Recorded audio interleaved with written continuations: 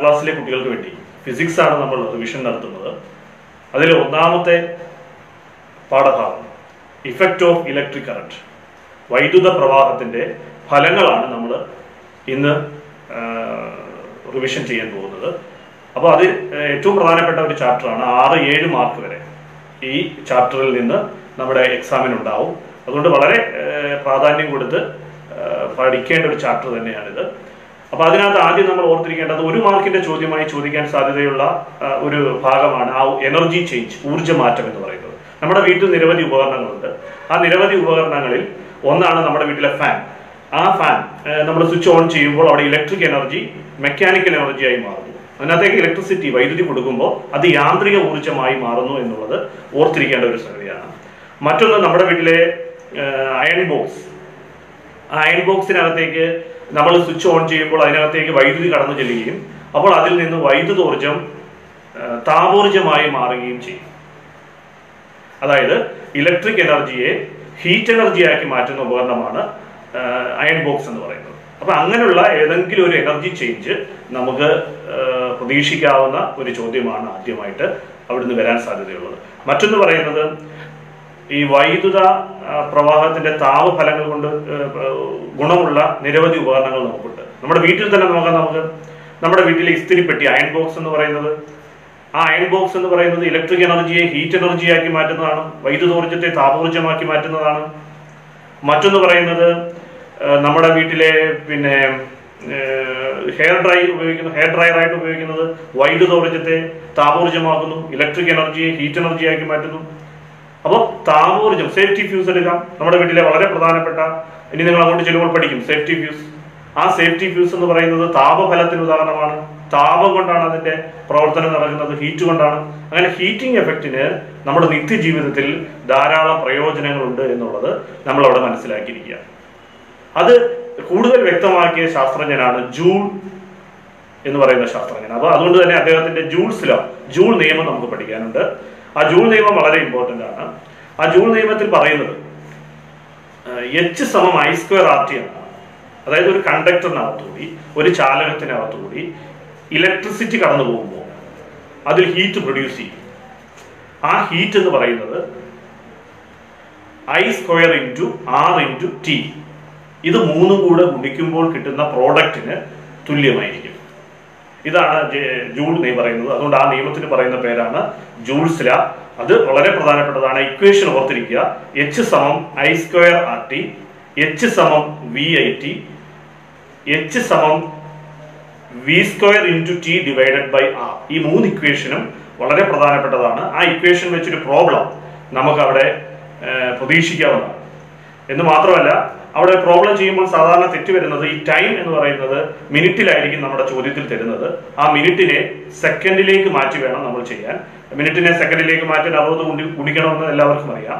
അപ്പൊ ആ രീതിയിൽ വേണം അത് ചെയ്തു പോകാൻ. അപ്പൊ ഹീറ്റ് എനർജിയുമായി ബന്ധപ്പെട്ട ചോദ്യങ്ങൾ അതിനകത്ത് വരും. മറ്റൊന്നെന്ന് പറയുന്നത് ഈ താപത്തെ, ഹീറ്റിനെ ഏറ്റവും സ്വാധീനിക്കുന്ന ഘടകം ഏത്? അവിടെ നിന്ന് തന്നെ വരുന്നതാണ്. ഹീറ്റിനെ ഏറ്റവും സ്വാധീനിക്കുന്ന ഘടകം ഏത് എന്നുള്ള ചോദ്യം. അപ്പൊ അത് I ഉണ്ട്, R ഉണ്ട്, T ഉണ്ട്. കറണ്ടിന്റെ തീവ്രതയുണ്ട്, വൈദ്യുത പ്രവാഹ തീവ്രതയുണ്ട്, റെസിസ്റ്റൻസ്, പ്രതിരോധമുണ്ട്, ടൈമുണ്ട്. ഇതിൽ ഏതാണ് ഏറ്റവും കൂടുതൽ സ്വാധീനിക്കുന്നത്? ഹീറ്റിനെ ഏറ്റവും കൂടുതൽ സ്വാധീനിക്കുന്നത് എന്നുള്ളൊരു ചോദ്യം വരും. അപ്പൊ നിങ്ങൾ അവിടെ ഓർത്തിരിക്കേണ്ടത് നമ്മുടെ ഇക്വേഷനിൽ തന്നെയുണ്ട് H = I²RT എന്നാണ്. കറണ്ടിന്റെ സ്ക്വയർ ആണ് അവിടെ എടുത്തിരിക്കുന്നത്. അതുകൊണ്ട് തന്നെ ഏറ്റവും കൂടുതൽ ഹീറ്റിനെ സ്വാധീനിക്കുന്ന ഘടകമാണ് I. Intensity of electric current ആണ് ഏറ്റവും കൂടുതൽ ഹീറ്റിനെ സ്വാധീനിക്കുന്ന ഘടകം. പിന്നീട് റെസിസ്റ്റൻസും ടൈമും ഉണ്ട്. അപ്പൊ അത് ഓർത്തിരിക്കണം. അവിടെ ഒരു വരാൻ സാധ്യതയുള്ള ചോദ്യം എന്ന് പറയുന്നത്, നമുക്ക് അവിടെ ഒരു പരീക്ഷണമായിട്ട് തന്നെ പറഞ്ഞിരിക്കുന്നു, നിക്രോമും അലൂമിനിയവും നമ്മൾ സീരീസ് ആയി കണക്ട് ചെയ്യുന്നു. ശ്രദ്ധിക്കുക, നിക്രോമും അലൂമിനിയവും നമ്മൾ സീരീസ് ആയി കണക്ട് ചെയ്യുന്നു. രണ്ടിലേക്കും നമ്മൾ ഒരേ വോൾട്ടേജ് വൈദ്യുതി കടത്തിവിടുന്നു. രണ്ടിലേക്കും ഒരേ വോൾട്ടേജ് വൈദ്യുതി കടത്തിവിടുമ്പോൾ ഏതായിരിക്കും ചൂടാവുന്നത്? രണ്ടും സീരീസ് ആണെന്ന് ഓർക്കണം. ശ്രേണി രീതിയിലാണ് ഘടിപ്പിച്ചിരിക്കുന്നത്. അപ്പൊ സ്വാഭാവികമായും അവിടെ കറണ്ട് തുല്യമായിരിക്കും. അപ്പൊ ഏറ്റവും റെസിസ്റ്റൻസ് കൂടുതലുള്ളത് ആരാ? നിക്രോമിനാണ്. അത് അവിടെ ചൂടാവും. സീരീസ് ആയി ഘടിപ്പിക്കുമ്പോൾ. എന്നാൽ പാരലായിട്ട് ഘടിപ്പിക്കുമ്പോൾ നമ്മുടെ ടെക്സ്റ്റ് ബുക്കിൽ തന്നെയുണ്ട് ഒരു ഹീറ്ററിന്റെ കണക്ക് കാണിക്കുന്നുണ്ട്. അപ്പൊ അവിടെ തന്നെ റെസിസ്റ്റൻസ് കുറഞ്ഞതാണ് കൂടുതൽ ചൂടാവുന്നത്. ശ്രദ്ധിച്ചാൽ മനസ്സിലാവും. അപ്പൊ അത് വളരെ പ്രധാനപ്പെട്ട ഒരു പോയിന്റ് ആണ്. കാരണം ഈ പാരലായിട്ട് ഘടിപ്പിക്കുമ്പോൾ നമ്മുടെ വീട്ടിലെ കണക്ഷൻ പാരലാണ്, സമാന്തരമാണ്. പാരലായിട്ട് കണക്ട് ചെയ്യുമ്പോൾ അവിടെ ഐ കോൺസ്റ്റന്റ് അല്ല. അവിടെ ഏറ്റവും പ്രതിരോധം കുറവ്, റെസിസ്റ്റൻസ് കുറവുള്ളത് അലൂമിനിയമാണ്. അപ്പൊ അലൂമിനിയത്തിലൂടെ ആയിരിക്കും കറണ്ട് കൂടുന്നത്. അപ്പൊ അവിടെ ഏറ്റവും കൂടുതൽ ചൂടാവുന്നത് അലൂമിനിയം ആയിരിക്കും. ശ്രദ്ധിക്കുക, അവിടെ നിക്രോം അല്ല. പാരലായി നിക്രോമും അലൂമിനിയവും കണക്ട് ചെയ്ത് അതിനകത്തേക്ക് ഇലക്ട്രിസിറ്റി പാസ് ചെയ്താൽ അവിടെ ഏറ്റവും കൂടുതൽ ഹീറ്റ് ആവുന്നത് നിക്രോം അല്ല, മറിച്ച് അലൂമിനിയം ആയിരിക്കും. കാരണം പ്രതിരോധം കുറവുള്ളതിനകത്തു കൂടി, റെസിസ്റ്റൻസ് കുറവുള്ളതിനകത്തു കൂടി ഏറ്റവും കൂടുതൽ കറണ്ട് പാസ് ചെയ്യും. അപ്പോൾ കറണ്ട് ഏറ്റവും ഇൻഫ്ലുവൻസ് ചെയ്യുന്ന ഒരു ഫാക്ടറാണ്, അത് ഓർത്തിരിക്കുക. മറ്റൊന്നെന്ന് പറയുന്നത് റെസിസ്റ്റൻസുമായി ബന്ധപ്പെട്ടതാണ്. ഈ റെസിസ്റ്റൻസുമായി ബന്ധപ്പെട്ട രണ്ട് രീതിയിൽ റെസിസ്റ്റൻസ് കണക്ട് ചെയ്യാമെന്ന് നിങ്ങൾ മനസ്സിലാക്കണം. റെസിസ്റ്റൻസിനെ സീരീസ് ആയി ശ്രേണിയായിട്ട് ഘടിപ്പിക്കാം, പാരലൽ സമാന്തരമായി ഘടിപ്പിക്കാം. ഈ ശ്രേണിയായി ഘടിപ്പിക്കുമ്പോഴുള്ള പ്രത്യേകത, നമ്മൾ തന്നെ നമ്മുടെ ഉത്സവ പറമ്പുകളില് അതുപോലെ തന്നെ ക്രിസ്മസ് ട്രീ അലങ്കരിക്കുമ്പോൾ ആ ബൾബുകളൊക്കെ ശ്രേണിയായിട്ടാണ് ഘടിപ്പിച്ചിരിക്കുന്നത്. ഈ ശ്രേണിയായിട്ട് ഘടിപ്പിക്കുമ്പോൾ അതിന്റെ റെസിസ്റ്റൻസ് കൂടുതലായിരിക്കും. അപ്പൊ ഇലക്ട്രിസിറ്റി ഹീറ്റായി പോകാനുള്ള സാധ്യതയും കൂടുതലാണ്. അപ്പൊ അവിടെ ശ്രേണി ആവുമ്പോൾ ഇക്വേഷൻ ഇങ്ങനെയാണ്: R സമം R1 plus R2 plus R3, അങ്ങനെ പോകും ഇക്വേഷൻ. അപ്പൊ റെസിസ്റ്റൻസിന്റെ പ്രത്യേകത ശ്രേണിയിൽ ഘടിപ്പിക്കുമ്പോൾ പഠിച്ചോണം. എങ്ങനെയാണ് ശ്രേണിയുടെ പ്രത്യേകത? ശ്രേണിയിൽ I കോൺസ്റ്റന്റ് ആയിരിക്കും. I എന്ന് പറഞ്ഞാൽ കറണ്ടിന്റെ പ്രവാഹ തീവ്രതയാണ്, അത് കോൺസ്റ്റന്റ് ആയിരിക്കും. അതൊരു പോയിന്റാണ്. രണ്ടാമത് വോൾട്ടേജ് ഡിഫറന്റ് ആയിരിക്കും. അപ്പോ പിന്നെ ഇഫക്റ്റീവ് റെസിസ്റ്റൻസ്, സഫല പ്രതിരോധം കൂടുതലായിരിക്കും. ഓർത്തിരിക്കുക, ശ്രേണിയായി നമ്മൾ കണക്ട് ചെയ്യുമ്പോൾ, റെസിസ്റ്റൻസിനെ ശ്രേണിയായി കണക്ട് ചെയ്യുമ്പോൾ ഇഫക്റ്റീവ് റെസിസ്റ്റൻസ്, സഫല പ്രതിരോധം കൂടുതലായിരിക്കും. രണ്ടാമത് കറണ്ട് അവിടെ സെയിം ആയിരിക്കും, എല്ലാത്തിലും ഒരേ കറണ്ട് ആയിരിക്കും, പക്ഷെ വോൾട്ടേജ് ഡിഫറന്റ് ആയിരിക്കും. ഈ പോയിന്റുകൾ ഓർത്തിരിക്കുക. അതിന്റെ ഇക്വേഷൻ ശ്രേണിയായി ഘടിപ്പിക്കുമ്പോഴുള്ള ഇക്വേഷൻ R സമം R1 plus R2 plus R3, ഇത് ഓർത്തിരിക്കുക. ഇനി പാരലായിട്ടാണ് ഘടിപ്പിക്കുന്നതെന്ന് വിചാരിക്കുക. ഇപ്പൊ നമ്മുടെ വീട്ടിലെ കണക്ഷൻ എല്ലാം പാരലാണ്. റെസിസ്റ്റൻസ് പാരലാവുമ്പോൾ അതിന്റെ ഇഫക്റ്റീവ് റെസിസ്റ്റൻസ് കണ്ടുപിടിക്കുന്നത് 1/R സമം 1/R1 plus 1/R2 plus 1/R3 എന്നിങ്ങനെ പോകും. ഇപ്പൊ രണ്ട് റെസിസ്റ്റൻസ് ഉള്ള ഒരു പ്രോബ്ലമാണ് പരീക്ഷയ്ക്ക് ചോദിക്കുന്നതെങ്കിൽ ഇക്വേഷൻ വളരെ എളുപ്പമാണ്. അതിന്റെ തന്നെ R സമം R1 into R2 divided by R1 plus R2. അപ്പൊ ഓർത്തിരിക്കുക, പാരലായിട്ടാണ് റെസിസ്റ്റൻസ് ഘടിപ്പിക്കുന്നതെങ്കിൽ ഇക്വേഷൻ എങ്ങനെയാവും? R സമം R1 into R2 divided by R1 plus R2. അല്ലെങ്കിൽ ടോട്ടൽ റെസിസ്റ്റൻസ് കണ്ടുപിടിക്കാൻ 1/R സമം 1/R1 plus 1/R2 plus 1/R3 ഇങ്ങനെ പോകും. അപ്പൊ അത് വളരെ പ്രധാനപ്പെട്ട ഒരു പ്രോബ്ലം അവിടെ നിന്ന് ചോദിക്കാം. ആ പ്രോബ്ലം ചോദിക്കുമ്പോൾ നിങ്ങൾ ശ്രദ്ധിക്കേണ്ട ഒരു കാര്യം എന്ന് പറയുന്നത് പടം വരയ്ക്കാൻ ചോദിക്കാം. അപ്പോൾ സമാന്തരമായി ഘടിപ്പിക്കും, ഒന്നിന് താഴെ മറ്റൊന്നുള്ള രീതിയിൽ ഘടിപ്പിക്കണം. രണ്ടെണ്ണം പാരലായിട്ട് ഒരെണ്ണം സീരീസ് ആയിട്ട് ഘടിപ്പിക്കാൻ കഴിയും, രണ്ടെണ്ണം സീരീസും ഒരെണ്ണം പാരലുമായിട്ട് ഘടിപ്പിക്കാൻ കഴിയും. അങ്ങനെ പല രീതിയിൽ നമുക്ക് ഇതിന്റെ കണക്ഷൻ കൊടുക്കാം. അപ്പൊ ചിലപ്പോൾ ഒരു റെസിസ്റ്റൻസ് നമുക്ക് തരും, അതിന്റെ പടം വരയ്ക്കാൻ പറയും. അപ്പൊ നമ്മളത് ചെയ്തു നോക്കണം. ഇതെല്ലാം മൂന്ന് പാരലായിട്ടാണോ വെക്കേണ്ടത്, അതോ രണ്ടെണ്ണം പാരലും ഒരെണ്ണം സീരീസ് ആണോ, അതോ രണ്ടെണ്ണം സീരീസും ഒരെണ്ണം പാരലാണോ? ഇങ്ങനെ വ്യത്യസ്തമായി ചെയ്തു നോക്കി അതിന്റെ ആൻസർ കണ്ടെത്തി എഴുതാൻ ശ്രമിക്കുക. അവിടെ നിന്ന് ചോദിക്കാൻ ഇച്ചിരി അല്പം ടഫ് ചോദ്യമായി വരാൻ സാധ്യതയുള്ള ഒന്നാണ്. പിന്നെ ഒന്ന്, ഈ പാരലൽ റെസിസ്റ്റൻസിന്റെ പ്രത്യേകത എന്താണ്? പാരലലിന്റെ സമാന്തര രീതിയുടെ പ്രത്യേകത എന്താണെന്നുള്ളൊരു ചോദ്യം വളരെ ഇമ്പോർട്ടന്റ് ആണ്. അത് ഓർത്തിരിക്കുക. നമ്മുടെ വീട്ടിലെ കണക്ഷൻ എല്ലാം സമാന്തര രീതിയാണ്, പാരലലാണ്. അതിൽ ഏറ്റവും പ്രധാനപ്പെട്ടത് അതിന്റെ വോൾട്ടേജ് സെയിം ആയിരിക്കും. അറിയാം, നമ്മുടെ വീട്ടിലെ വോൾട്ടേജ് എന്ന് പറയുന്നത് 230 വോൾട്ടേജ് ആണ്. എല്ലാത്തിനും കിട്ടുന്ന വോൾട്ടേജ് അതായിരിക്കും. എല്ലാത്തിലും വോൾട്ടേജ് സെയിം ആണ്, പക്ഷെ കറണ്ട് വ്യത്യസ്തമാണ്. ഓരോന്നിലൂടെ ഒഴുകുന്ന കറണ്ട് വ്യത്യസ്തമാണ്. അപ്പോൾ ഓർത്തിരിക്കുക, പാരലൽ എന്ന് പറഞ്ഞാൽ വോൾട്ടേജ് സെയിം ആയിരിക്കും, കറണ്ട് ഡിഫറന്റ് ആയിരിക്കും, സഫല പ്രതിരോധം റെസിസ്റ്റൻസ് കുറവായിരിക്കും. ഏറ്റവും വലിയൊരു അഡ്വാൻറ്റേജ് അതാണ്, റെസിസ്റ്റൻസ് കുറവാണ്. അപ്പൊ ഇതാണ് സീരീസും പാരലലും തമ്മിലുള്ള ഒരു കമ്പാരിസൺ. അവിടുന്ന് നല്ല ചോദ്യങ്ങൾ വരാൻ സാധ്യതയുണ്ട്. അപ്പൊ നമ്മൾ നന്നായിട്ട് തന്നെ അത് പഠിച്ചുകൊണ്ട് പോകണം. മറ്റത്, വൈദ്യുതിയുടെ താപഫലം ഉപയോഗപ്പെടുത്തിയിരിക്കുന്ന നിരവധി ഉപകരണങ്ങളുണ്ട്. അതിൽ ഏറ്റവും പ്രധാനപ്പെട്ടതാണ് നിക്രോം. നമുക്കറിയാം, ഞാൻ തുടങ്ങിയപ്പോൾ തന്നെ പറഞ്ഞു, അയൺ ബോക്സിനകത്ത് നമ്മൾ നിക്രോം, അയൺ ബോക്സിനകത്തൊരു കോയിലുണ്ട്, ആ കോയിൽ നിക്രോമാണ്. പണ്ട് നമ്മൾ ചെയ്തിരുന്നത് എന്തായിരുന്നു, ഇസ്തിരിപ്പെട്ടി എടുത്തിട്ട് അതിനകത്തേക്ക് ചിരട്ടയുടെ കനലൊക്കെ ഇട്ട് ആ ചൂട് കൊണ്ടാണ് നമ്മൾ തുണി തേച്ചിരുന്നത്. പക്ഷെ ഇപ്പൊ അത് മാറി അല്ലെ. അയൺ ബോക്സിനകത്തേക്ക് നിക്രോം അവിടെ പരിചയപ്പെടണം. എന്താണ് നിക്രോം എന്ന കോയിൽ? നിക്രോം എന്ന കോയിൽ എന്ന് പറയുന്നത് ഒരു അലോയിയാണ്, ലോഹ സങ്കരമാണ്. നിക്കൽ, ക്രോമിയം, മാംഗനീസ്, അയൺ തുടങ്ങിയവയുടെ ഒരു ലോഹ സങ്കരമാണ് നിക്രോം എന്ന് പറയുന്നത്. ഒരു ലോഹ സങ്കരമാണ്. ആ നിക്രോമിനകത്തേക്കാണ് നമ്മൾ സ്വിച്ച് ഓൺ ചെയ്യുമ്പോൾ കറണ്ട് പാസ് ചെയ്യുന്നത്. അതിന് ഹൈ റെസിസ്റ്റിവിറ്റിയാണ്, ഹൈ മെൽറ്റിംഗ് പോയിന്റ് ആണ്. ഹൈ റെസിസ്റ്റിവിറ്റി എന്ന് പറഞ്ഞാൽ നല്ല പ്രതിരോധമുള്ളതാണ്. മെൽറ്റിംഗ് പോയിന്റ് കൂടുതലാണെന്ന് പറഞ്ഞാൽ നല്ല ദ്രവണങ്ങൾ കൂടുതലാണ്. എത്ര ചൂടായാലും അത് പൊട്ടിപ്പോവില്ല, ഉരുകിപ്പോവില്ല. അപ്പൊ അങ്ങനെയുള്ള, പിന്നെ റെഡ് ഹോട്ടാണ്, അത് ചൂടായി ചുവന്ന നിറത്തിൽ കാണപ്പെടും. അപ്പൊ അങ്ങനെയുള്ള ഒരു കോയിലിലേക്കാണ് നമ്മൾ ഈ വൈദ്യുതി കൊടുക്കുന്നത്. അപ്പൊ സ്വാഭാവികമായും അത് നല്ല ചുട്ടുപഴുത്ത് ചുവന്ന നിറത്തിലേക്ക് മാറും. നമ്മൾ കാണുന്നില്ലെന്നേ ഉള്ളൂ. ആ അയൺ ബോക്സിന്റെ അകത്ത് അതാണ് സംഭവിക്കുന്നത്. നല്ല ഉരുകി ചൂടായി ആ ചൂട് കൊണ്ടാണ് നമ്മൾ തുണി തേക്കുന്നത്. അപ്പോൾ ഓർത്തിരിക്കുക, നിക്രോമിന്റെ പ്രത്യേകതകളാണ് ഹൈ റെസിസ്റ്റൻസ് ആണ്, ഹൈ റെസിസ്റ്റിവിറ്റി ആണ്, ഹൈ മെൽറ്റിംഗ് പോയിന്റ് ആണ്. കാരണം ഉരുകി പൊട്ടി പോരുത്. മറ്റൊരു പ്രത്യേകത എന്ന് പറയുന്നത് റെഡ് ഹോട്ടാണ്, അത് ചുട്ടുപഴുത്ത് ചുവന്ന നിറത്തിലിരിക്കും.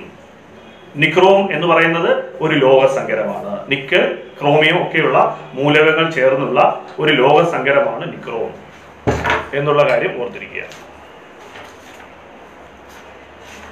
അപ്പൊ അതാണ് അവിടെ പ്രധാനപ്പെട്ട പ്രത്യേകത.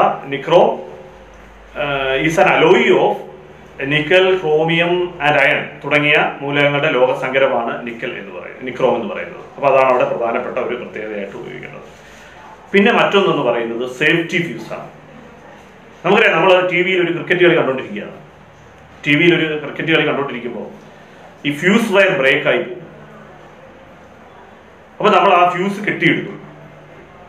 10ാം ക്ലാസ്സിലെ കുട്ടികൾക്കൊക്കെ ഫ്യൂസ് കെട്ടിയിടുന്നതിനകത്ത് ഒരു ബുദ്ധിമുട്ടും ഉണ്ടാവില്ല. ആ ഫ്യൂസ് നമ്മൾ കെട്ടിയിടുമ്പോൾ കനം കൂടിയ കമ്പിയിട്ടാണ് കെട്ടുന്നതെങ്കിൽ ശ്രദ്ധിക്കുക, ഫ്യൂസ് വയർ തിക്ക് വയറാണ് ഫ്യൂസ് വയർ ആയിട്ട് യൂസ് ചെയ്യുന്നതെങ്കിൽ എന്ത് സംഭവിക്കും? ഇപ്പൊ എന്താണ് സേഫ്റ്റി ഫ്യൂസിന്റെ ഉപയോഗം? നമ്മുടെ വീട്ടിൽ ചിലപ്പോൾ ഓവർലോഡിങ്ങോ ഷോർട്ട് സർക്യൂട്ടോ ഒക്കെ സംഭവിക്കാം. എന്താണ് ഓവർലോഡ്? ഒരു ഇലക്ട്രിക് സർക്യൂട്ടിൽ തന്നെ ഒരുപാട് ഉപകരണങ്ങൾ കണക്ട് ചെയ്യുമ്പോൾ അമിതമായ കറണ്ട് കയറി വരാം. That is overload. Short circuit എന്ന് പറയുമ്പോൾ 2 വയറുകൾ തമ്മിൽ പരസ്പരം കണക്റ്റഡ് ആയിട്ടിരുന്നാൽ അപ്പോൾ അത് എന്തിന് സാധ്യതയുണ്ട്? ഷോർട്ട് ആവും എന്ന് നമ്മൾ പറയും. ഷോർട്ട് സർക്യൂട്ട് ആകുമ്പോൾ അപ്പോഴും അമിതമായ current, excess current passing through the circuit. അമിതമായ കറണ്ട് നമ്മുടെ വീടുകളിലേക്ക് കടന്നു വരുമ്പോൾ ഫ്യൂസ് വയർ ബ്രേക്ക് ആയി പോയില്ലെങ്കിൽ, കട്ടിയുള്ള തിക്ക് വയർ കൊണ്ടാണ് ഫ്യൂസ് വയർ നിർമ്മിച്ചിരിക്കുന്നതെങ്കിൽ ഈ ഫ്യൂസ് വയർ കട്ടാവില്ല. ഈ എക്സസ് കറണ്ട്, അമിതമായ വൈദ്യുതി നമ്മുടെ വീട്ടിലെ വിലപിടിപ്പുള്ള ഉപകരണങ്ങളിലേക്ക് എത്തിച്ചേരും. അങ്ങനെ അമിതമായ കറണ്ട് നമ്മുടെ വീട്ടിലുള്ള ഉപകരണങ്ങളിലേക്ക് എത്തിച്ചേർന്നാൽ എന്താ സംഭവിക്കുക? അപ്പൊ ടെലിവിഷനിലേക്ക് എത്തുന്നു, ടെലിവിഷൻ നശിച്ചു പോകും. അല്ലെങ്കിൽ വീട്ടിലെ മറ്റു വിലപിടിപ്പുള്ള ഉപകരണങ്ങളിലേക്ക് എത്തിച്ചേരുന്നു, അപ്പൊ അത് ഉരുകിപ്പോവും. അപ്പൊ ഇങ്ങനെ വരാതിരിക്കാൻ നമ്മളെ സഹായിക്കുന്ന ഉപകരണമാണ് safety fuse. If an excess current passing through the circuit due to overload or short circuit, overload മൂലമോ ഷോർട്ട് സർക്യൂട്ട് മൂലമോ അമിതമായ കറണ്ട് നമ്മുടെ വീട്ടിലേക്ക് കടന്നു വരികയാണെങ്കിൽ fuse wire break and protect all the electrical appliances. Fuse wire ഉരുകിപ്പോവുകയും melt ചെയ്യുകയും വീട്ടിലെ മുഴുവൻ ഉപകരണങ്ങളെയും പ്രൊട്ടക്ട് ചെയ്യുകയും ചെയ്യും. അതുകൊണ്ടാണ് സേഫ്റ്റി ഫ്യൂസ്. സേഫ്റ്റി ഫ്യൂസിന്റെ പ്രത്യേകത പഠിക്കണം. ഫസ്റ്റ് വൺ, വെരി തിൻ, അത് വളരെ കനം കുറഞ്ഞതായിരിക്കണം. ലോ മെൽറ്റിംഗ് പോയിന്റ്, പെട്ടെന്ന് ഉരുകി പൊട്ടിപ്പോകുന്നതായിരിക്കണം. ഇത് രണ്ടും. പിന്നെ മൂന്നാമത്തെ പ്രത്യേകത, it is an alloy of tin and lead. ടിന്നിന്റെയും ലെഡിന്റെയും ലോഹ സങ്കരമായിരിക്കണം. ഇത്രയും കാര്യം ഫ്യൂസ് വയറിനെ കുറിച്ച് ഓർത്തിരിക്കണം. പിന്നെ ഫ്യൂസിന് ലോ റെസിസ്റ്റൻസ് ആണെന്നുള്ള കാര്യം ഓർത്തിരിക്കണം. പ്രതിരോധം കുറവാണ്. ശ്രേണിയിലാണ് അത് ഘടിപ്പിക്കുന്നതെന്ന് ഓർത്തിരിക്കണം. സീരിയസ് ആയിട്ടാണ് കണക്ട് ചെയ്യുന്നത് ഫ്യൂസ് വയർ. ഈ പോയിന്റുകളൊക്കെ ഓർത്തിരിക്കണം. മറ്റൊരു പ്രത്യേകത, ഈ ഫ്യൂസ് വയർ എങ്ങനെ നമുക്ക് ബന്ധിപ്പിക്കാം, കണക്ട് ചെയ്യാം?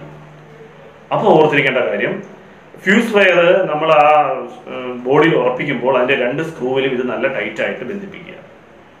മറ്റൊരു പ്രത്യേകത എന്ന് പറയുന്നത് ഫ്യൂസ് വയർ അതിന്റെ അതിൽ നിന്ന് പുറത്തേക്ക് തള്ളി നിൽക്കാൻ പാടില്ല. Not project outside fuse wire, that is very dangerous അല്ലെ. ഫ്യൂസ് വയർ പുറത്തേക്കൊക്കെ തള്ളി നിൽക്കുന്നത് ഭയങ്കര അപകടം വിളിച്ചു വരുത്തുന്ന ഒന്നാണ്. അപ്പൊ ഇത്രയും കാര്യങ്ങൾ, അപ്പൊ നമ്മുടെ വീട്ടിലെ സേഫ്റ്റി ഉറപ്പാക്കുന്ന, സുരക്ഷിതത്വം ഉറപ്പാക്കുന്ന ഒന്നാണ് ഫ്യൂസ് വയർ. വളരെ ഇമ്പോർട്ടന്റ് ആണ്. ഫ്യൂസ് വയറിൽ നിന്ന് എപ്പോഴും ചോദ്യങ്ങൾ ഉണ്ടാവും. ഓവർലോഡും ഷോർട്ട് സർക്യൂട്ടും എന്ന് പറയുന്ന 2 കാര്യങ്ങൾ. ആ 2 സമയത്താണ് കൂടുതൽ കറണ്ട് നമ്മുടെ വീടുകളിലേക്ക് എത്തുന്നത്. Overload and short circuit. ആ പോയിന്റ് ഓർത്തിരിക്കണം. മറ്റൊന്ന് പറയുന്നത് വൈദ്യുത പവർ എന്ന് പറയുന്നതാണ്. ഇലക്ട്രിക് പവർ നിങ്ങൾ ചെറിയ ക്ലാസ്സിൽ പഠിച്ചിട്ടുണ്ടാവും. പവർ എന്ന് പറയുന്നത്, പവറിന്റെ യൂണിറ്റ് നിങ്ങൾക്കറിയാം. പവറിന്റെ യൂണിറ്റ് വാട്ടാണ്. നമ്മുടെ വീട്ടിൽ നിരവധി ഉപകരണങ്ങളുണ്ട്, അതെല്ലാം വാട്ടിലാണ് നമ്മൾ ഇതിനകത്ത് പറയാം. 100 വാട്ടിന്റെ ബൾബ്, 9 വാട്ടിന്റെ LED എന്നൊക്കെ നമ്മൾ പറയും. പവറിന്റെ യൂണിറ്റ് വാട്ടാണ്. മറ്റൊരു പ്രത്യേകത പവറിന്റെ ഇക്വേഷൻസ് അറിഞ്ഞിരിക്കുക എന്നുള്ളതാണ്. നിങ്ങളൊക്കെ പഠിച്ചിട്ടുണ്ടാവും. പവറിന്റെ പ്രധാനപ്പെട്ട ഇക്വേഷൻ എന്ന് പറയുന്നത് പവർ സമം വർക്ക് ബൈ ടൈം, പവർ സമം എനർജി ബൈ ടൈം. വർക്ക് ചെയ്യണമെങ്കിൽ എനർജി വേണമല്ലോ. പവറിന്റെ ഇക്വേഷൻ എനർജി ബൈ ടൈം എന്നാവാം. പവർ സമം I²R, പവർ സമം VI, പവർ സമം V² ഡിവൈഡഡ് ബൈ R.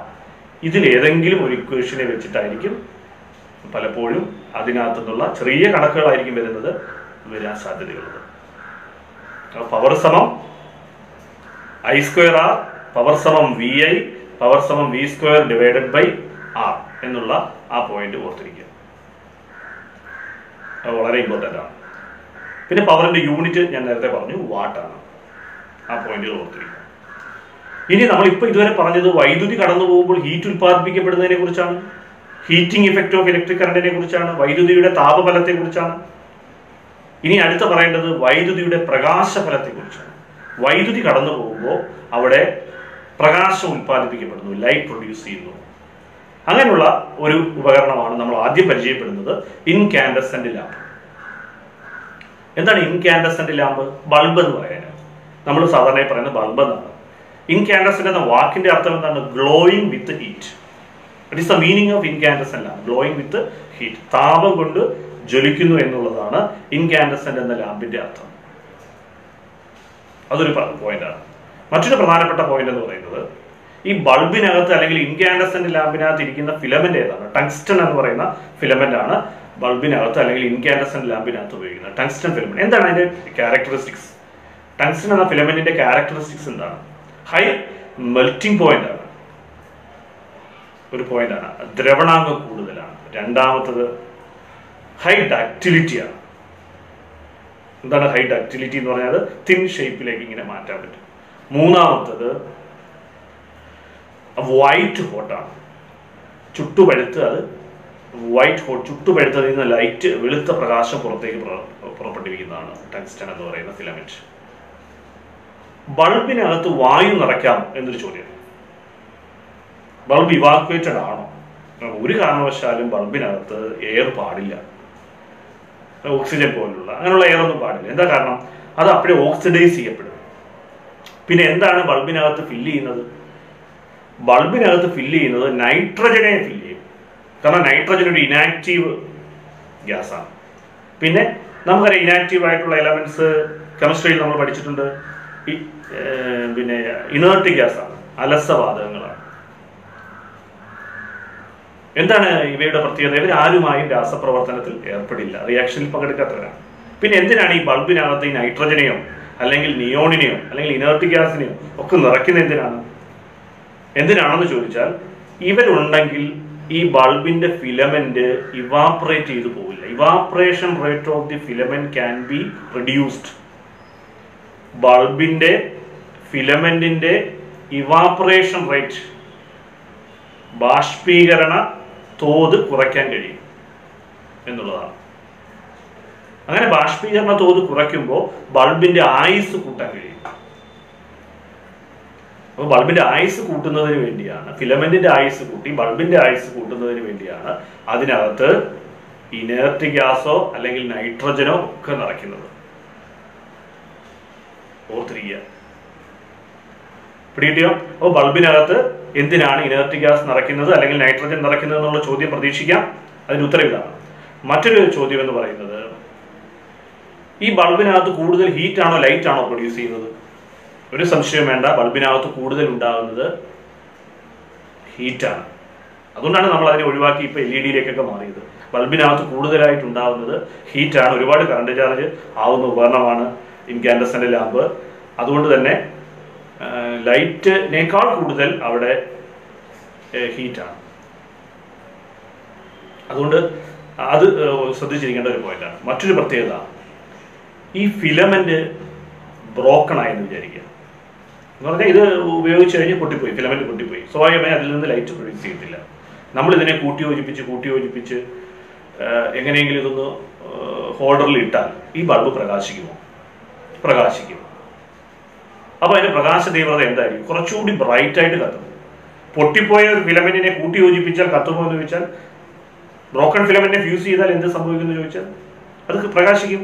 പക്ഷെ ആയുസില്ല, കുറച്ച് കഴിയുമ്പോൾ അത് നശിച്ചു പോകും, അത് വീണ്ടും പൊട്ടിപ്പോകും.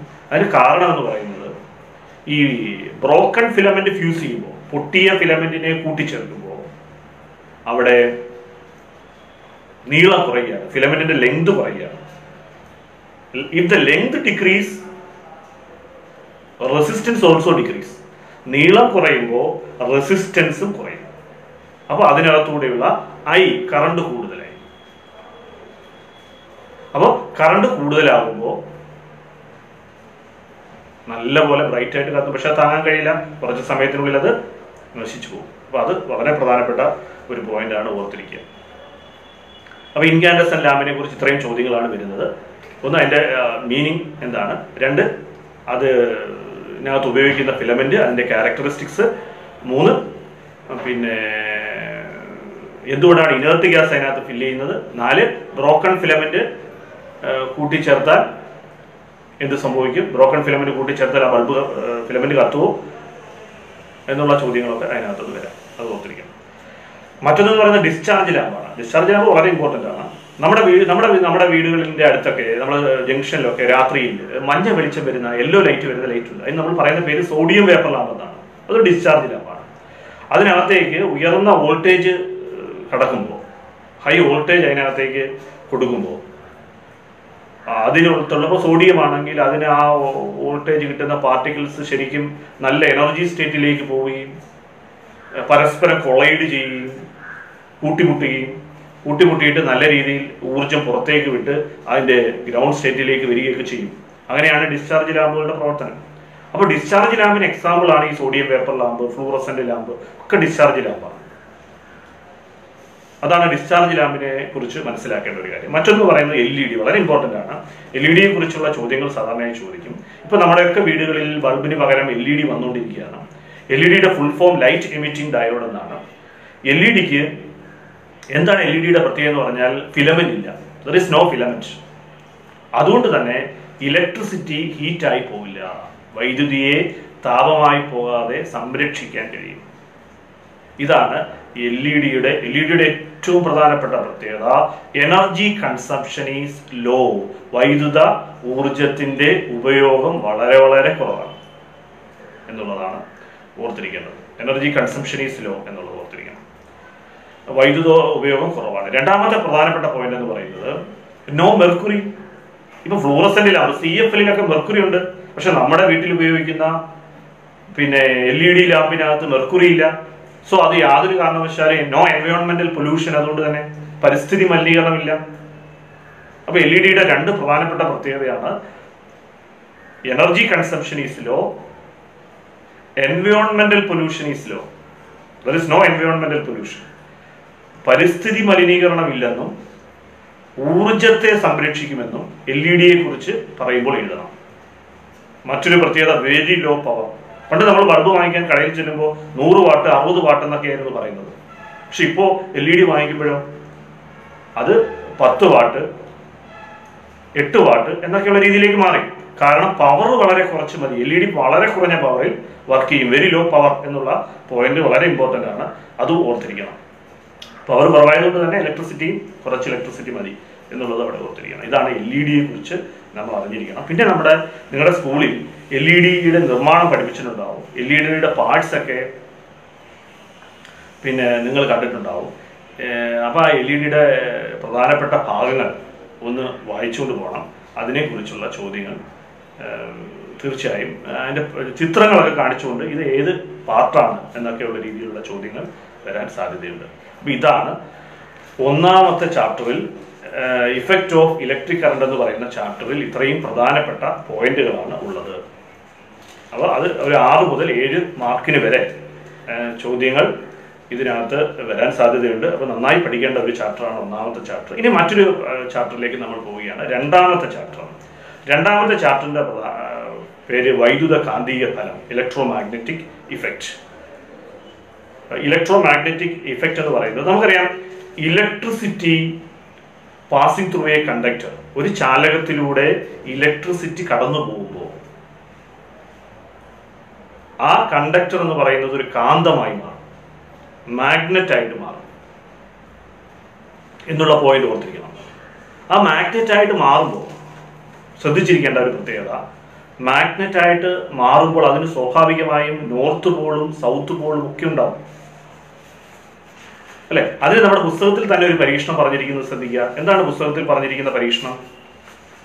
ഒരു കണ്ടക്ടറിലൂടെ ഇലക്ട്രിസിറ്റി പാസ് ചെയ്യുമ്പോൾ അതിന് തൊട്ട് താഴെ ഒരു മാഗ്നറ്റിക് കോമ്പസ് വയ്ക്കുന്നു. അപ്പൊ ഇലക്ട്രിസിറ്റി കടന്നു പോകുന്ന കണ്ടക്ടറിന്റെ തൊട്ട് താഴെ ഒരു മാഗ്നറ്റിക് കോമ്പസ് വെക്കുമ്പോൾ ആ കണ്ടക്ടർ ഒരു മാഗ്നറ്റായി മാറും, കാന്തമായി മാറും. കണ്ടക്ടർ കാന്തമായി മാറുമ്പോൾ തൊട്ട് താഴെ ഇരിക്കുന്ന കോമ്പസ് എന്ത് ചെയ്യും? ഡിഫ്ലക്ട് ചെയ്യും. എന്താ കാരണം? ആ കണ്ടക്ടറിനകത്തുകൂടി ഇലക്ട്രിസിറ്റി കടന്നു പോകുമ്പോൾ കണ്ടക്ടർ ഒരു ഋജുവായ കണ്ടക്ടർ ചാലകമാണെന്ന് പറയുന്നത് സ്ട്രെയിറ്റ് കണ്ടക്ടർ.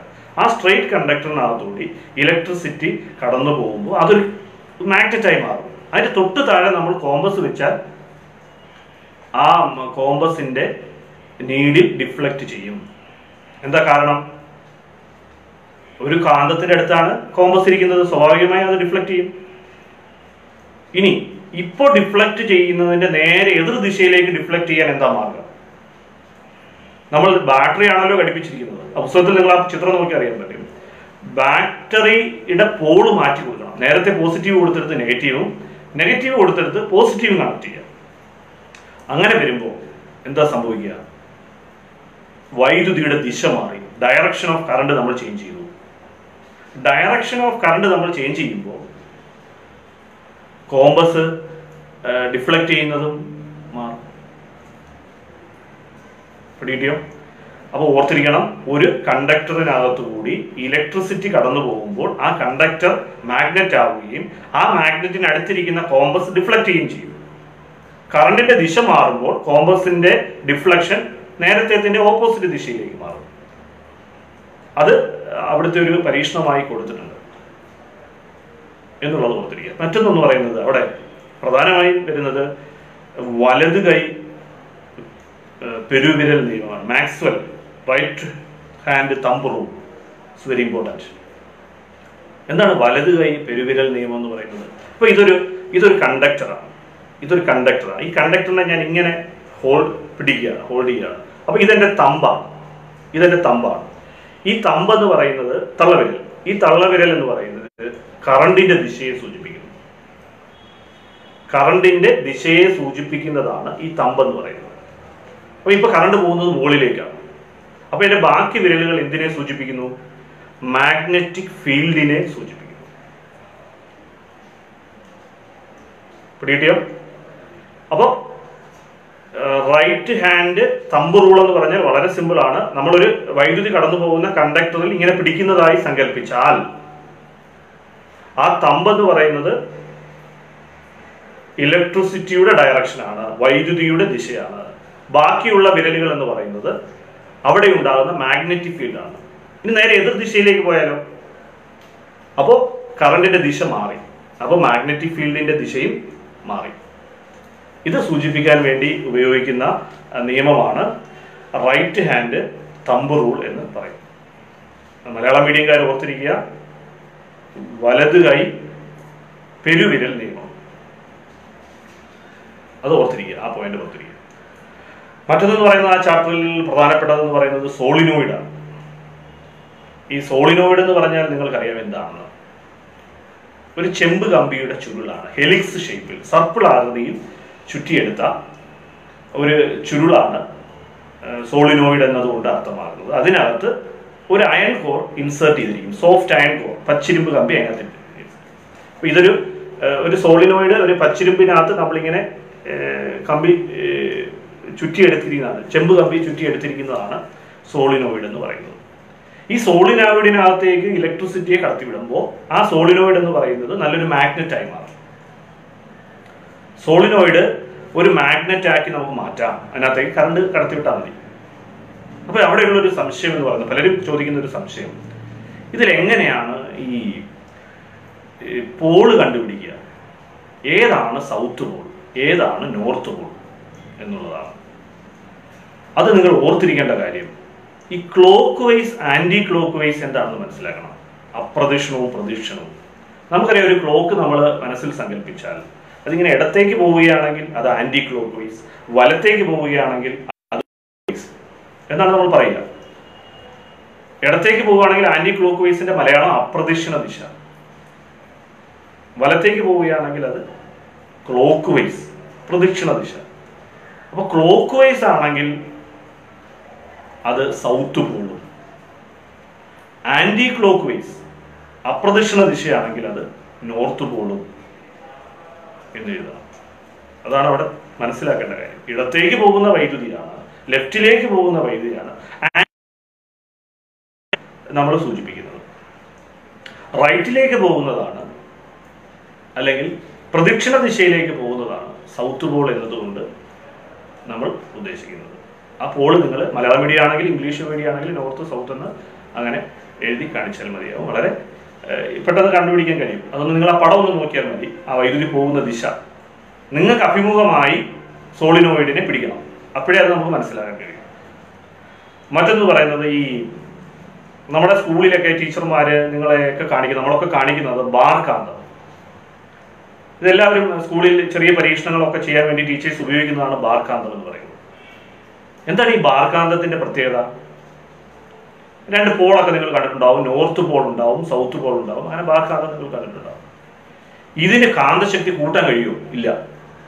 ഓരോ ഉപയോഗം കഴിയും തോറും, അല്ലെങ്കിൽ ദിവസങ്ങൾ കഴിയും തോറും ബാർ കാന്തത്തിന്റെ ശക്തി കുറഞ്ഞുകൊണ്ടിരിക്കുക. അതൊരു വളരെ പ്രധാനപ്പെട്ട പോയിന്റാണ്. ഇതൊരു പെർമനന്റ് മാഗ്നറ്റ് ആണ്.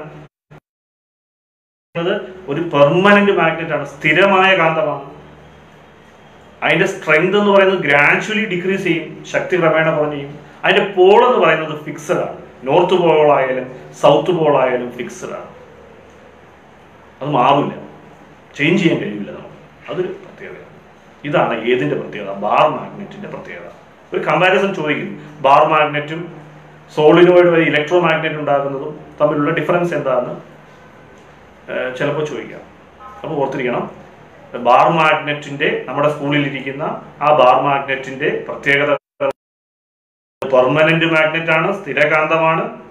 രണ്ട്, അതിന്റെ പോൾ നമുക്ക് ചേഞ്ച് ചെയ്യാനൊന്നും കഴിയില്ല, അത് ഫിക്സഡ് ആണ്, സ്ഥിരമാണ്. മൂന്ന്, അതിന്റെ സ്ട്രെങ്ത്, മാഗ്നറ്റിക് സ്ട്രെങ്ത് കുറഞ്ഞുകൊണ്ടേ ഇരിക്കും. ഇത് ഓർത്തിരിക്കണം. മറ്റൊരു പ്രത്യേകത, ഈ സോളിനോയിഡ് വഴി നമ്മൾ മാഗ്നറ്റ് ഉണ്ടാകും. ഒരുപാട് ഉപയോഗങ്ങൾക്ക് ഇലക്ട്രോ മാഗ്നറ്റ് നമ്മൾ ഉപയോഗിക്കുന്നുണ്ട്.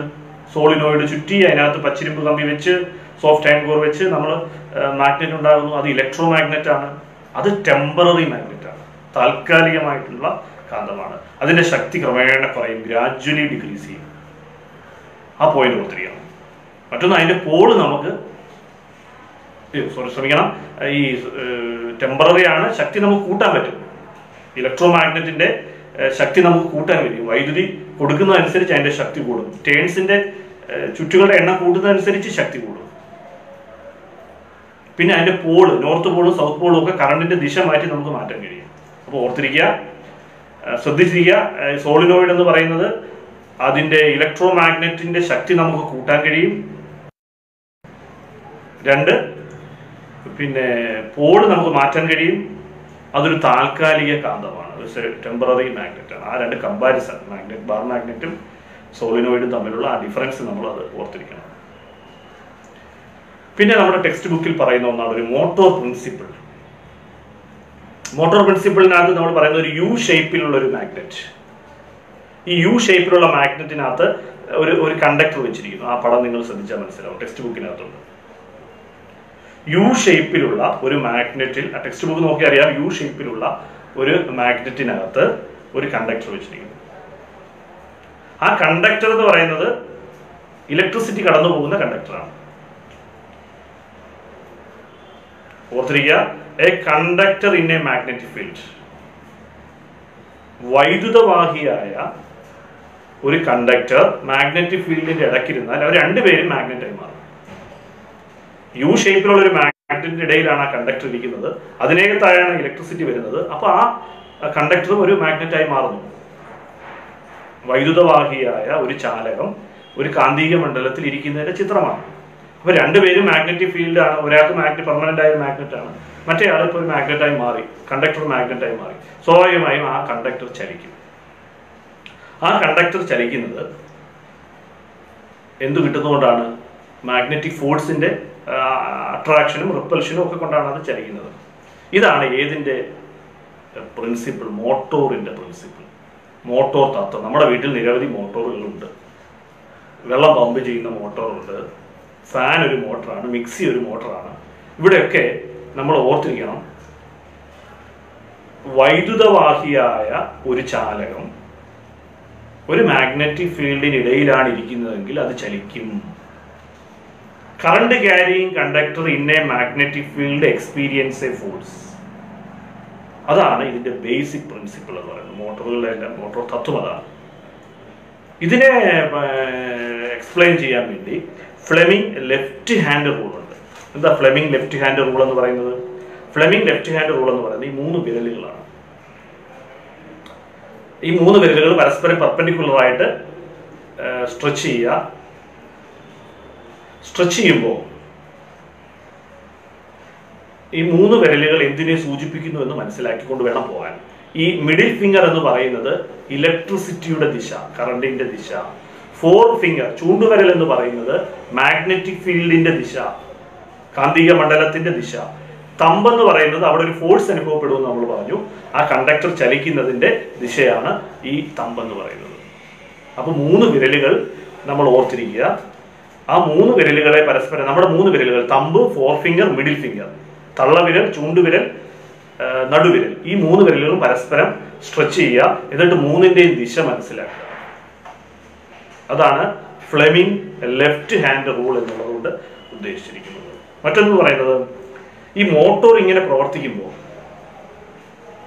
മോട്ടോറിന്റെ പ്രധാനപ്പെട്ട ഭാഗങ്ങൾ ആർമേച്ചർ ഉണ്ട്, മാഗ്നറ്റ് ഉണ്ട്. ഇത് രണ്ടുമാണ് ഏറ്റവും പ്രധാനപ്പെട്ടത്. മറ്റൊരു ഭാഗം കൂടി ഉണ്ട്, ഇതിന് ബ്രഷ് ഉണ്ട്, പിന്നെ സ്പ്ലിറ്റ് റിംഗ് ഉണ്ട്. അത് വളരെ ഇമ്പോർട്ടൻ്റ് ആണ്. ഈ ആർമേച്ചർ കണ്ടിന്യൂസ് ആയിട്ട് കറങ്ങണമെങ്കിൽ, കംപ്ലീറ്റ് റൊട്ടേഷൻ, കംപ്ലീറ്റ് തടസ്സമില്ലാതെ അതിങ്ങനെ റൊട്ടേറ്റ് ചെയ്യണമെങ്കിൽ കറണ്ടിന്റെ ദിശ മാറണം. വൈദ്യുതിയുടെ ദിശ മാറിക്കൊണ്ടിരിക്കണം. വൈദ്യുതിയുടെ ദിശ മാറണമെങ്കിൽ അവിടെ ഒരു ഉപകരണം ഘടിപ്പിക്കണം, സ്പ്ലിറ്റ് റിംഗ്.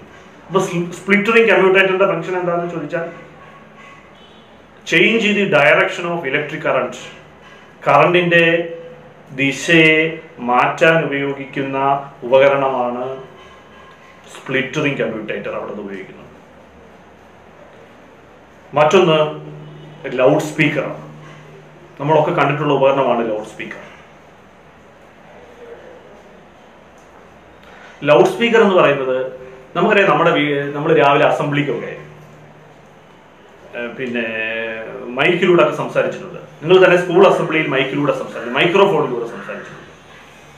നമ്മുടെ ശബ്ദത്തെ, നമ്മുടെ സൗണ്ട് മൈക്രോഫോണിലേക്ക് കയറുമ്പോൾ അത് ഇലക്ട്രിക് സിഗ്നലായി മാറുകയാണ്. ആ ഇലക്ട്രിക് സിഗ്നൽ ആംപ്ലിഫയറിലേക്ക് എത്തുന്നു. ആംപ്ലിഫയർ ആ സിഗ്നലിന്റെ ശക്തി ഒന്നുകൂടി കൂട്ടി ഇൻക്രീസ് ചെയ്തിട്ട് ലൗഡ് സ്പീക്കറിൽ എത്തിക്കുന്നു. ലൗഡ് സ്പീക്കറിൽ എന്തൊക്കെയുണ്ട്? ലൗഡ് സ്പീക്കറിൽ കോയിലുണ്ട്, കോയിലിലേക്കാണ് എത്തുന്നത്. മാഗ്നറ്റിക് ഫീൽഡിനടുത്താണ് കോയിൽ ഇരിക്കുന്നത്. അതുകൊണ്ട് തന്നെ കോയിൽ എന്ത് ചെയ്യും? ഈ ഇലക്ട്രിക് സിഗ്നൽ എത്തുമ്പോൾ അത് ചലിക്കും. ചലിക്കുമ്പോൾ ഡയഫ്രം വൈബ്രേറ്റ് ചെയ്യും, ഡയഫ്രം കമ്പനം ചെയ്യും. തൽഫലമായി അത് സൗണ്ടായി പുറത്തേക്ക് വരും. ഓർത്തിരിക്കുക, ലൗഡ് സ്പീക്കറിന്റെ ഏറ്റവും പ്രധാനപ്പെട്ട ഭാഗങ്ങൾ എന്ന് പറയുന്നത് ഒന്ന് അതിന്റെ വോയിസ് കോയിൽ, രണ്ട് അതൊരു മാഗ്നറ്റിന്റെ പ്രധാനപ്പെട്ട ഭാഗമാണ്, മൂന്ന് ഡയഫ്രം ഉണ്ട്. അപ്പൊ അവിടെ ഇലക്ട്രിക് എനർജി ശബ്ദോർജ്ജമൊക്കെ ആയി പുറത്തേക്ക് മാറുകയാണ് ചെയ്യുന്നത്. ഇതാണ് മൈക്രോ ലൗഡ് സ്പീക്കറിനെ കുറിച്ച് ഓർത്തിരിക്കേണ്ട പ്രത്യേകത. ഇതാണ് രണ്ടാമത്തെ ചാപ്റ്ററിൽ. ഇത്രയും ഭാഗങ്ങളാണ് രണ്ടാമത്തെ ചാപ്റ്ററിൽ പഠിക്കാനുള്ളത്. അപ്പോൾ 1-2 ചാപ്റ്ററുകളാണ് ഇപ്പോൾ നമ്മൾ കഴിഞ്ഞത്. ഇനി നമ്മൾ പോകുന്നത് മൂന്നാമത്തെ ചാപ്റ്ററിലേക്കാണ്. മൂന്നാമത്തെ ചാപ്റ്റർ എന്ന് പറയുന്നത് ഇലക്ട്രോ മാഗ്നറ്റിക് ഇൻഡക്ഷൻ ആണ്, വൈദ്യുത കാന്തിക പ്രേരണം എന്നാണ്. വൈദ്യുത കാന്തിക പ്രേരണം വളരെ പ്രധാനപ്പെട്ട, ഞാൻ നേരത്തെ പറഞ്ഞതുപോലെ ഒരു 7 mark question electro magnetic induction എന്ന് പറയുന്ന ചാപ്റ്ററിൽ നിന്ന് വരും. വളരെ പ്രധാനപ്പെട്ട ഒരു ചാപ്റ്ററാണ്.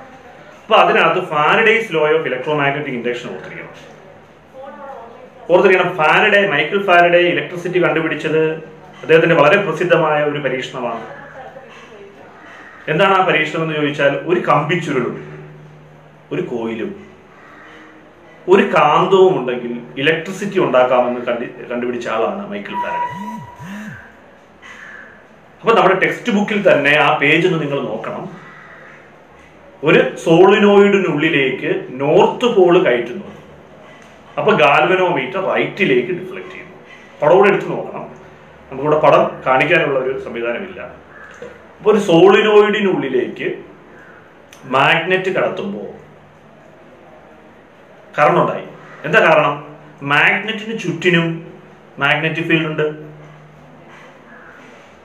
മാഗ്നറ്റിക് ഫ്ലക്സ് ഉണ്ട്. ഈ കാന്തം ഉള്ളിലേക്ക് ചലിപ്പിക്കുമ്പോൾ ആ മാഗ്നറ്റിക് ഫ്ലക്സ് കോയിലിൽ തട്ടി ചേഞ്ച് ആവും. അപ്പൊ അവിടെ EMF ഇൻഡ്യൂസ് ചെയ്യും. ഈ പ്രോസസ്സിന് പറയുന്ന പേരാണ് ഇലക്ട്രോ മാഗ്നറ്റിക് ഇൻഡക്ഷൻ. വളരെ സിമ്പിൾ ആണ്. ഇലക്ട്രോ മാഗ്നറ്റിക് ഇൻഡക്ഷൻ എന്ന് പറയുന്നത് കാന്തവും ഒരു കമ്പിച്ചുരുളും ഉണ്ടെങ്കിൽ നമുക്ക് ഇലക്ട്രിസിറ്റി പ്രൊഡ്യൂസ് ചെയ്യാം. കമ്പിച്ചുരുളിനകത്തേക്ക് കാന്തം എടുത്തു വെക്കുക. അപ്പൊ കാന്തത്തിന് ചുറ്റിനും മാഗ്നറ്റിക് ഫ്ലക്സ് ഉണ്ട്, കാന്തിക ബലരേഖകളുണ്ട്. അതെടുത്ത് വെക്കുമ്പോൾ കാന്തിക ബലരേഖകൾ വിച്ഛേദിക്കപ്പെടും, ചേഞ്ച് ചെയ്യും. ചേഞ്ച് ചെയ്യുമ്പോൾ അവിടെ EMF ഉണ്ടാവും. ആ EMFനെ ആണ് നമ്മൾ ഇൻഡ്യൂസ്ഡ് EMF എന്ന് പറയുന്നത്. ഈ പ്രോസസ്സിനാണ്, ഇങ്ങനെയാണ് അദ്ദേഹം ആദ്യമായി ഇലക്ട്രിസിറ്റി ഉണ്ടാക്കുന്നത്. അതിനെയാണ് ഇലക്ട്രോ മാഗ്നറ്റിക് ഇൻഡക്ഷൻ. ആ പ്രോസസ്സിന് പറയുന്ന പേരാണ് ഇലക്ട്രോ മാഗ്നറ്റിക് ഇൻഡക്ഷൻ. ഇംഗ്ലീഷ് മീഡിയംകാർ വൈദ്യുത കാന്തിക പ്രേരണം എന്ന് പറഞ്ഞാൽ ആ ഡെഫിനിഷൻ പഠിച്ചുകൊണ്ട് പോകണം. അപ്പൊ ഇനി ഇവിടെ ഒരു ചോദ്യം വരുന്നത്, എങ്ങനെ ഈ EMFന്റെ അളവ് കൂട്ടാം? How to increase the induced EMF എന്നൊരു ചോദ്യം ഇവിടെ സാധാരണയായി വരുന്ന ചോദ്യമാണ്. അതിനുള്ളതാണ് ഈ ചുറ്റുകളുടെ ടേൺസ് കൂട്ടുക, നമ്പർ ഓഫ് ടേൺസ് കൂട്ടുക എന്നുള്ളത് ഏറ്റവും പ്രധാനപ്പെട്ട ഒന്നാണ്. നമ്പർ ഓഫ് ടേൺസ് കൂട്ടുക, ചുറ്റുകളുടെ എണ്ണം കൂട്ടുക. രണ്ടാമത്തേതെന്ന് പറയുന്നത് നല്ല പവർഫുൾ ആയിട്ടുള്ള മാഗ്നറ്റ് ഉപയോഗിക്കുക, സ്ട്രെങ്ത് ഉള്ള മാഗ്നറ്റ് ഉപയോഗിക്കുക, ശക്തിയേറിയ കാന്തം ഉപയോഗിക്കുക. ഇത് രണ്ടാമത്തെ പോയിന്റാണ്. മൂന്നാമത്തത്, കാന്തത്തെ നമ്മളല്ലേ ചലിപ്പിച്ചത്, കാന്തത്തെയോ കോയിലിനെയോ ചലിപ്പിക്കുക, അതിന്റെ സ്പീഡ് കൂട്ടുക. ഉദാഹരണം, നിങ്ങളുടെ സൈക്കിളിന്റെ ഡൈനാമോ. സൈക്കിളിന്റെ ഡൈനാമോയിൽ നമ്മളത് വളരെ വേഗത്തിൽ കറക്കുമ്പോൾ പെഡല് നല്ലപോലെ ചവിട്ടി കറക്കി നോക്കിക്കേ, നല്ല പ്രകാശം വരും. കാരണം എന്താ? നല്ല പ്രകാശം വരുന്നതിന് കാരണം എന്താ? വേഗത കൂടി. കാന്തവും കോയിലും ഒക്കെ ചലിക്കുന്നതിന്റെ വേഗത കൂടി. അപ്പോൾ ചലന വേഗത കൂടുന്നു, speed of magnet or coil increase, then നല്ല രീതിയിൽ EMF പ്രൊഡ്യൂസ് ചെയ്യാൻ കഴിയും. അപ്പോൾ ആ പോയിന്റ് ഓർത്തിരിക്കണം. 3 മാർഗങ്ങളാണ് ഇൻഡ്യൂസ്ഡ് EMFനെ കൂട്ടാനുള്ള മാർഗങ്ങൾ എന്ന് പറയുന്നത്. എന്താണ് ആ 3 മാർഗങ്ങൾ? ഒന്ന്, നമ്പർ ഓഫ് ടേൺസ് കൂട്ടുക, ചുറ്റുകളുടെ എണ്ണം കൂട്ടുക. രണ്ടാമത്തത്, സ്ട്രെങ്ത് ഉള്ള മാഗ്നറ്റ് ഉപയോഗിക്കുക, പവർഫുൾ മാഗ്നറ്റ് ഉപയോഗിക്കുക, ശക്തിയേറിയ കാന്തം ഉപയോഗിക്കുക. 3, സ്പീഡ് കൂട്ടുക. കാന്തത്തിന്റെ ശക്തിയോ, കാന്തമാണ് ചലിപ്പിക്കുന്നതെങ്കിൽ കാന്തത്തിന്റെ സ്പീഡ് കൂട്ടുക. സോളിനോയിഡ് ചലിപ്പിച്ചാലും മതി. അപ്പൊ അങ്ങനെയാണെങ്കിൽ സോളിനോയിഡിന്റെ സ്പീഡ് കൂട്ടുക എന്നുള്ളതാണ് ഇവിടെ ഓർത്തിരിക്കേണ്ട പ്രത്യേകത. അപ്പൊ അതാണ് ഇലക്ട്രോ മാഗ്നറ്റിക് ഇൻഡക്ഷനിൽ നിന്ന് വരാൻ സാധ്യതയുള്ള ചോദ്യം.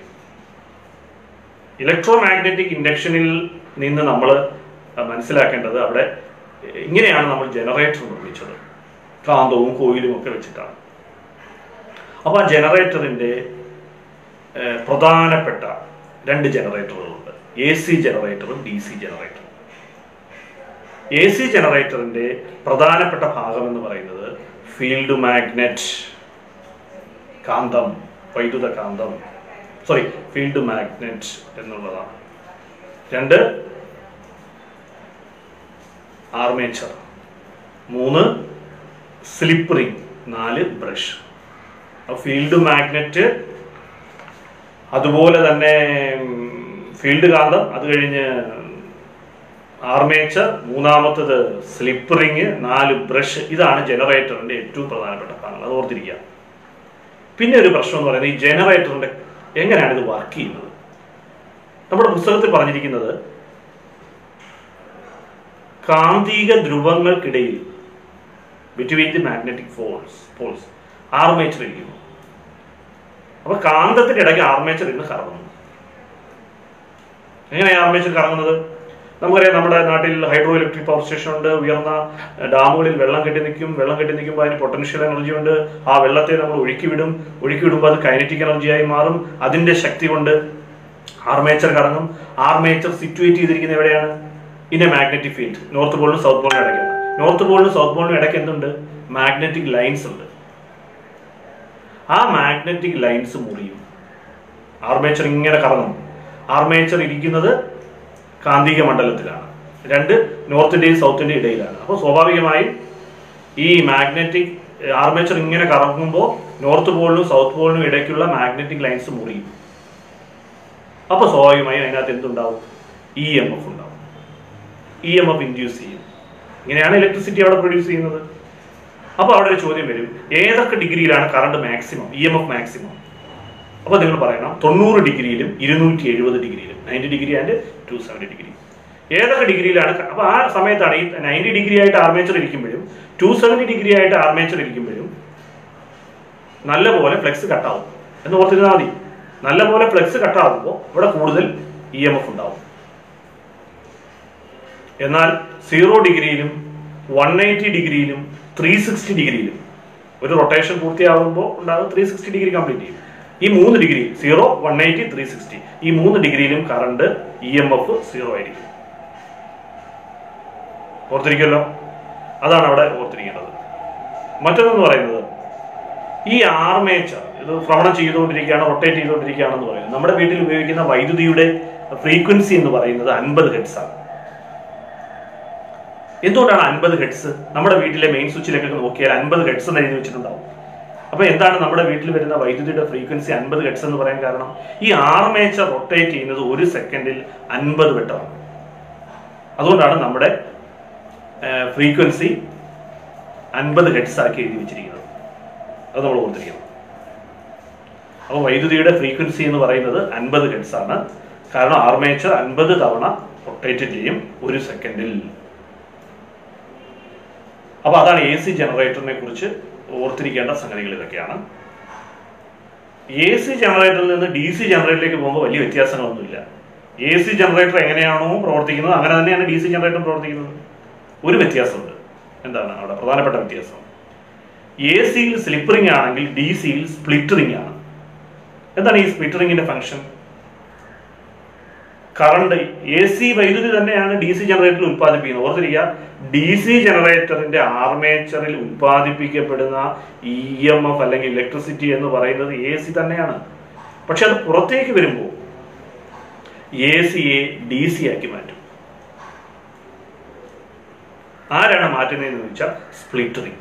ഇത്രയുള്ള വ്യത്യാസം. ബാക്കിയൊക്കെ അതിന്റെ റൊട്ടേഷനൊക്കെ കറക്റ്റാണ്. അപ്പോൾ ഇതാണ് AC ജനറേറ്ററും DC ജനറേറ്ററും തമ്മിലുള്ള ഒരു താരതമ്യം എന്ന് പറയുന്നത്. അപ്പോൾ DCയുടെ പ്രധാനപ്പെട്ട ഭാഗങ്ങൾ field magnet, armature, brush, split ring, മറ്റതിന് സ്ലിപ്പ് റിംഗ്. ആ പോയിന്റ് ഓർത്തിരിക്കുക. ഇവിടെ തന്നെ ഈ മറ്റൊരു പ്രധാനപ്പെട്ട പ്രത്യേകത എന്ന് പറയുന്നത് ജനറേറ്റർ കഴിഞ്ഞാൽ ഇവിടെ ഏറ്റവും കൂടുതൽ സാധ്യതയുള്ള ഒരു ചോദ്യം എന്ന് പറയുന്നത് മ്യൂച്വൽ ഇൻഡക്ഷനാണ്. മ്യൂച്വൽ ഇൻഡക്ഷൻ എപ്പോഴും പരീക്ഷയ്ക്ക് വരുന്നതാണ്. അതിന്റെ പടം നിങ്ങൾ ശ്രദ്ധിക്കണം.